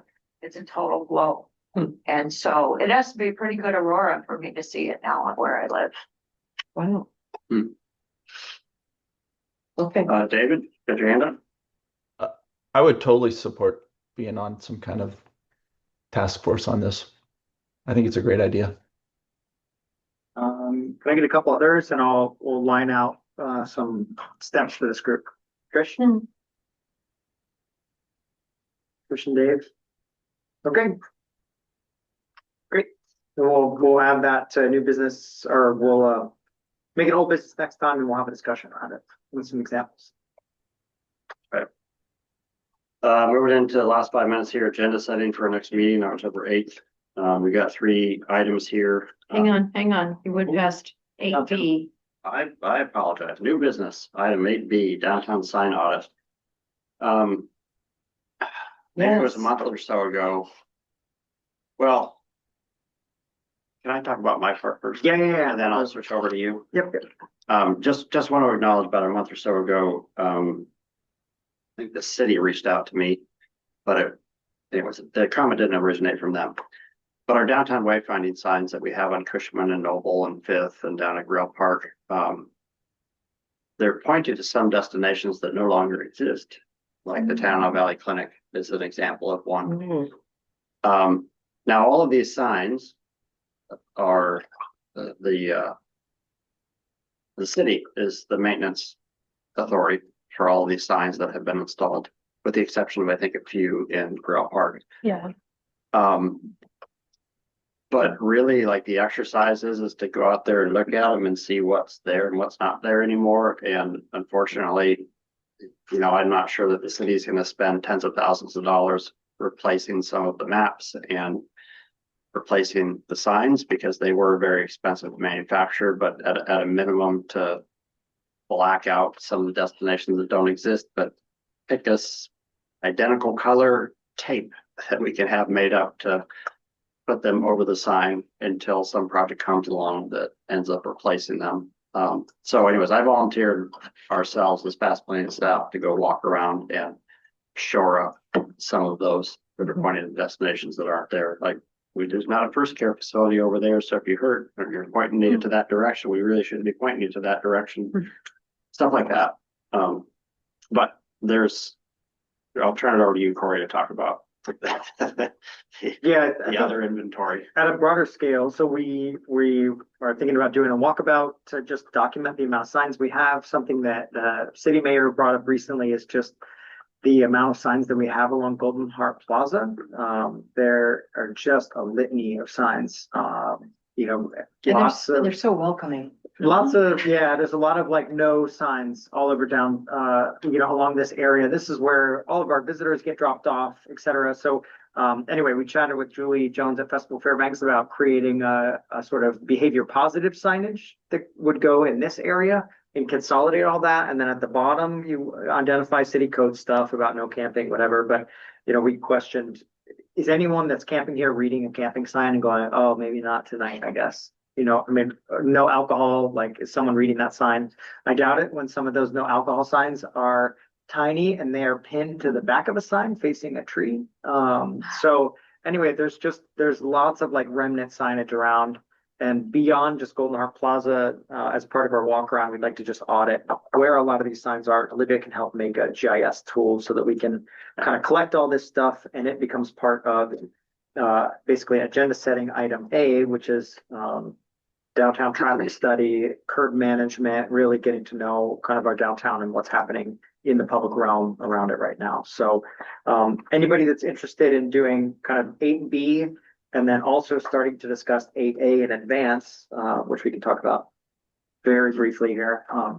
I think these two items are connected. So anyone with a passion for urban environments that wants to spend some time outside with clipboards, I'm there. we'll take you on. Yeah. With regards to what we've got going on here, do I feel like my mayor has said, take down those signs, let's start building that, or no? I think the goal is going to be to remove as much of these signs as possible and consolidate them to one, possibly two locations on either side of the plaza. And you tell me to sign very kiosk, if you Yeah. could share that with everybody, Wow. because it just feels better. It uses the wayfinding we have. It just looks handsome, and you're using the infrastructure of that digital sign for good, not evil. And taking away all those vertical metal posts. God, I can't wait to see that. Be like, So it'd be something, going from this to something more like this, like a welcome. Here's the behaviors that we encourage. P.S. If it's not clear enough, there's no drinking, no alcohol, no camping, and put that small one at the bottom. I had sorry to interject, but when we were with previous administration, Mayor David Cruz, we were talking about the riverfront improvement project, and I had public park behavior expectations kind of like sign and vision to try to like put there.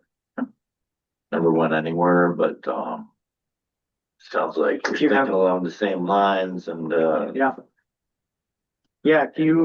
If you want to be involved in like the audit or just share the information that you have about that, I'd I like think. to. Yeah, and I did something similar. I did a tree and streetlight damage survey along nice. Cushman. And got all, Would you all the share that outlets with are us? busted. would you share that with us? It was the direction of the mayor. I don't know why not, but it went right to my supervisor. So they're like looking at what the cost was to fix all that stuff. Okay, well, maybe you don't fix out, maybe you just get rid of some of that, right? Well, we like the streetlights and Okay. the tree wells. You're and not stuff hearing me like hate that. on it. It just like, we're part of the Public Enhancement Committee. It wouldn't be horrible. Yeah, I don't know why not, I'll ask.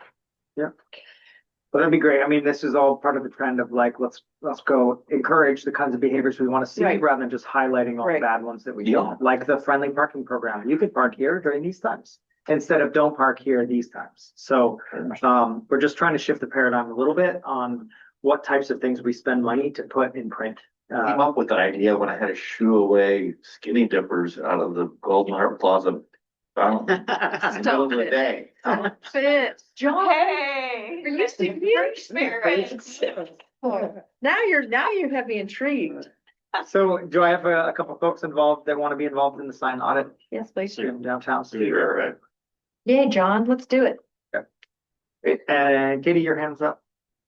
Was it on this item? Jen, was that this year? I just had two comments. One about the maps, the wayfinding maps. Were there screws in that? Is there a way that map could be taken out? I mean, I know how this goes with map documents. Someone makes it, a consultant goes away, blah, blah, blah.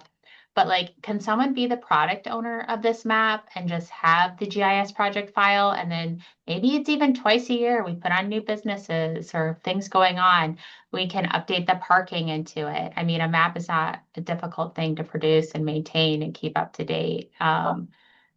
But like, Yeah, as long as we know like whose job is this, all right, we can print them. Can we like just plastic screw it in? Is there a way we can keep these up to date? Because I think that's critically important in our area that people know where to go.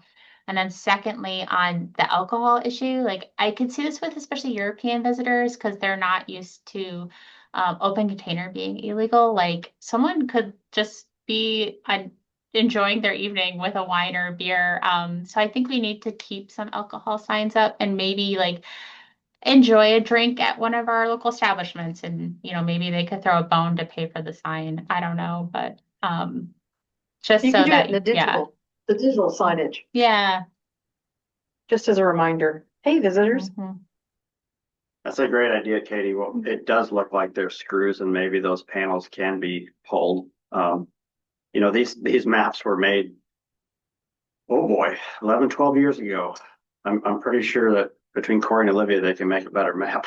Yeah. And it looks like things are swappable. It's Yeah. not one Mhm. monolithic, high pressure laminate sign, like there are components here. So I mean, whether we layer and something just- on it or pull that out and. Pull it out, something, just have it in your work plan, like twice a year, just we audit the map, make changes, replace if needed. Cause yeah, I think it's important to keep that up to date. And we can Yeah, improve 'cause upon we- it too. We can use our nonprofit money to have Arctic Signs make us some new maps on Are those metal? panels. I don't know. Maybe And next media. There's a lot of different stuff there. Some's plastic, some's metal. Interesting. Anyways, it'd be a fun project in-house to make these prettier. Well, would Explore Fairbanks throw some money at that? Sure. I would love And they have to. a grant program. Yeah, I'm just saying, this is for the visitors. And I'm sure they would love to collaborate on a map update. Okay. Yeah, it's a good idea. I have them sometimes. Okay, cool. All right, we're over time. So I'm gonna be real brief here. Agenda setting for the next meeting, we're gonna keep on Airport Way. The University Avenue fence and State Park facility, Turner Street, Dark Sky Initiative, this downtown sign audit. Some new topics for next month. I do want to dive into you all on the scope of traffic study for downtown Fairbanks. Funding for that's not yet approved, but it's coming quick. August 15th, the policy board's gonna decide whether to advance it or take it out of our staff work plan. I think it will advance. But the scope of that is going to be looking at restoring some of the one-way streets back to two-way. Maybe it's not all, maybe it's just some, but it's also going to look at the traffic signal warrants for downtown because we know that there's a number of signals on Lacey and Barnett that are not warranted to be there that could potentially be removed. But I think we need a new traffic analysis to show that because the one we have it was actually done in 2007. I think we learned yesterday. So 20 years old. You dust that off, do a new one. But we also want to look at curbside management. As we've discussed with this committee, there's a lot of parking lots in downtown that have up to 8 driveways. I do believe there's one between 4th and 5th that has 10 driveways. Wow. Which kind of surprised me, but if you implement some curbside management and eliminate some of those driveway curb cuts, that's the one right there. You can make additional, on-street parking spaces.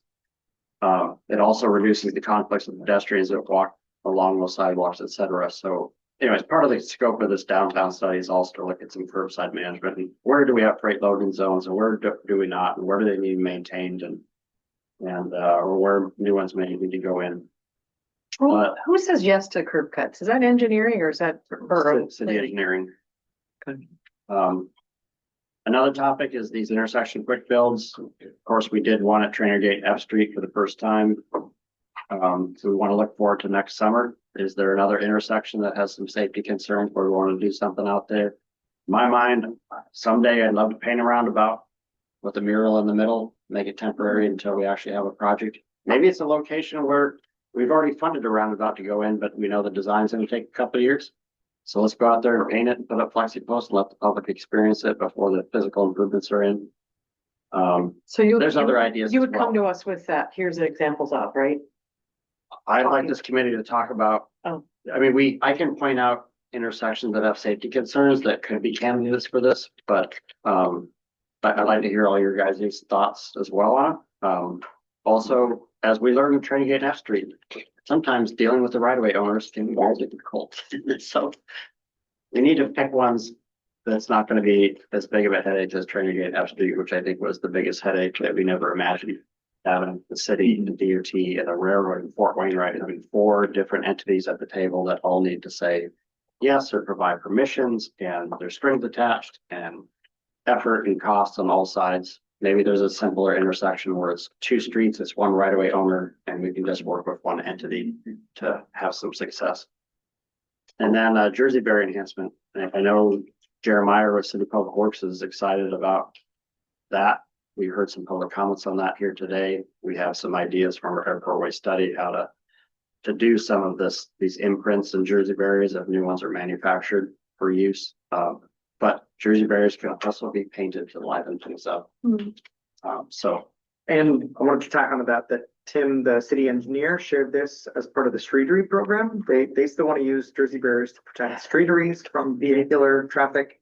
And as a, kind of added benefit, there are things that can be modified on top of those to turn them into seating or as part of a table or as planters.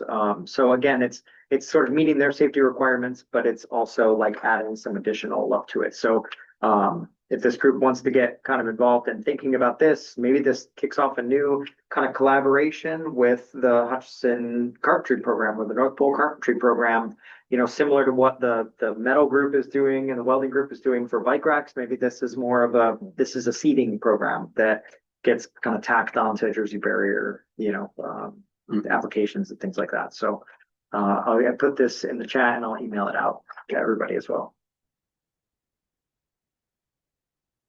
Okay. And yeah, so the draft agenda that will come out next time will include all these items and then we'll have opportunity to add anything else to the agenda you'd like to see. But Can we do it now? sure. Can we have, maybe you can tell us now, what the welcome to Fairbanks sites that the borough Thanks, John. mayor was interested, is that dead? That project, welcome to Fairbanks? Good point. We need to fund it for that. I just want to know, okay, that could be on our next meeting. Yeah. Um, No, I think the design, we do have a really good design concept, UAF, for the university is like, we don't have any objection to this. We'd probably support it. But okay, we need to fund a project so that it actually gets in design and all these agreements are signed.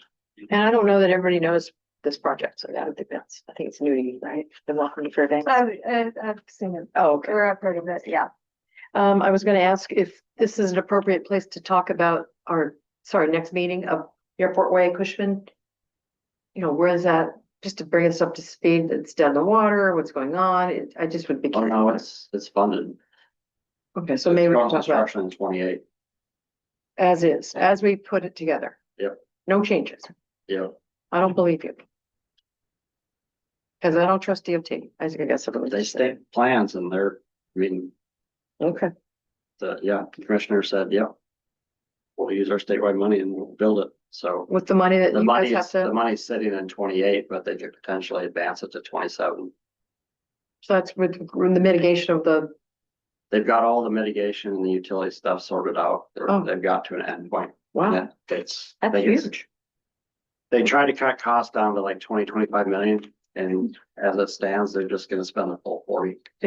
Man, But, wow. you know, there's an election and there'll be a new governor, potentially new commissioners, and things could change. I mean, we don't have those deep pockets. It has to come from DOT to commit to paying for that, but we do have a commitment right now in writing. I got a bid. That's big news. Last thing I was gonna say is, you know, we have a vacant spot here from the state of Alaska. Who is that normally? What do we do with that spot? Well, it's typically appointed by the Northern Region Director. DOT. We don't have one. Have one. Right, so can we put one on our I think own? we should wait until Oh, transition has occurred. okay, understood. They don't have to, and they don't have to appoint a state employee. It's just a state seat. They can appoint anybody at large from the community that they wish. Well, right, just thought it is. So we'll revisit that but yeah, the hope is that at some point in the coming months, we actually have regional elected for DOT. Very good. That depends on a lot. Katie, sorry, hands up.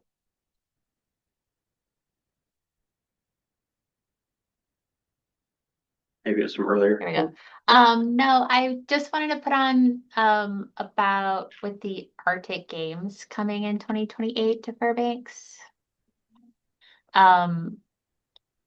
Thinking of the lens of like, we're gonna have likely a lot more people in town and where they're going, and it was, you know, produced to like update our wayfinding signs and stuff like that, but just also thinking about like the winter experience of pedestrians and visitors. But yeah, if there's ways that we can think about like, how do we, you know, really pull into the aesthetics and the experience of our community and really show why we're all here. So maybe thinking in the future, as you know, we get closer to that event, if there's ways our projects can kind of coalesce around supporting the Arctic Winter Games initiative in 2028. It's a wonderful idea. Yeah, super good. Yeah, sounds good. Smarty pants. I think that's a great Okay, idea. any other committee member comments before we adjourn? Go ahead, David. Oh, I was just agreeing with Katie. I think we should aim Yeah. for getting more infrastructure built out of this Arctic Winter Games than the last Arctic Winter Games. Yeah. So I think I can only think of Like a new something. well, just yeah, something like I think we put the deck on Birch Hill Ski Building. And then there was that sculpture in front of the Carlson Center. That the only two things I can think of. That we So- built for that. Yeah. Was a- Versus when And I you went to want- Whitehorse for the last one, it was like, wow, they just invested so much more just for the Arctic Winter Games. So yeah, it'd be nice to see more infrastructure built, an investment, because it is showing off our community or not showing it off.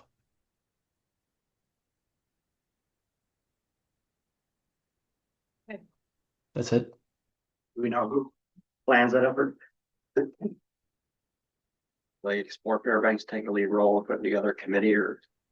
There's usually like a director. I should find out. I'll ask the Arctic Winter Games. Did Karen Lane go that last time? You know, I don't know that person. you don't know him? Karen Lane.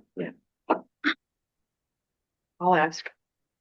All right, clearly I've run out of voice here. Any other committee member comments? Just thank you for allowing me to Yes. participate today. I'll Thank keep you. track Great. of what happens in that one period. Please come back. Thank you. Yep. Okay. Yeah, Thank you. you're great. Yeah, thanks. Great. Can I get a motion to adjourn? Motion to adjourn. Second. I'm gonna give it to Sue, then Tricia. What? Did you see I won this? Okay, Oh. any objection? Hearing none, we're adjourned at 1:15. Okay. Thanks, everybody.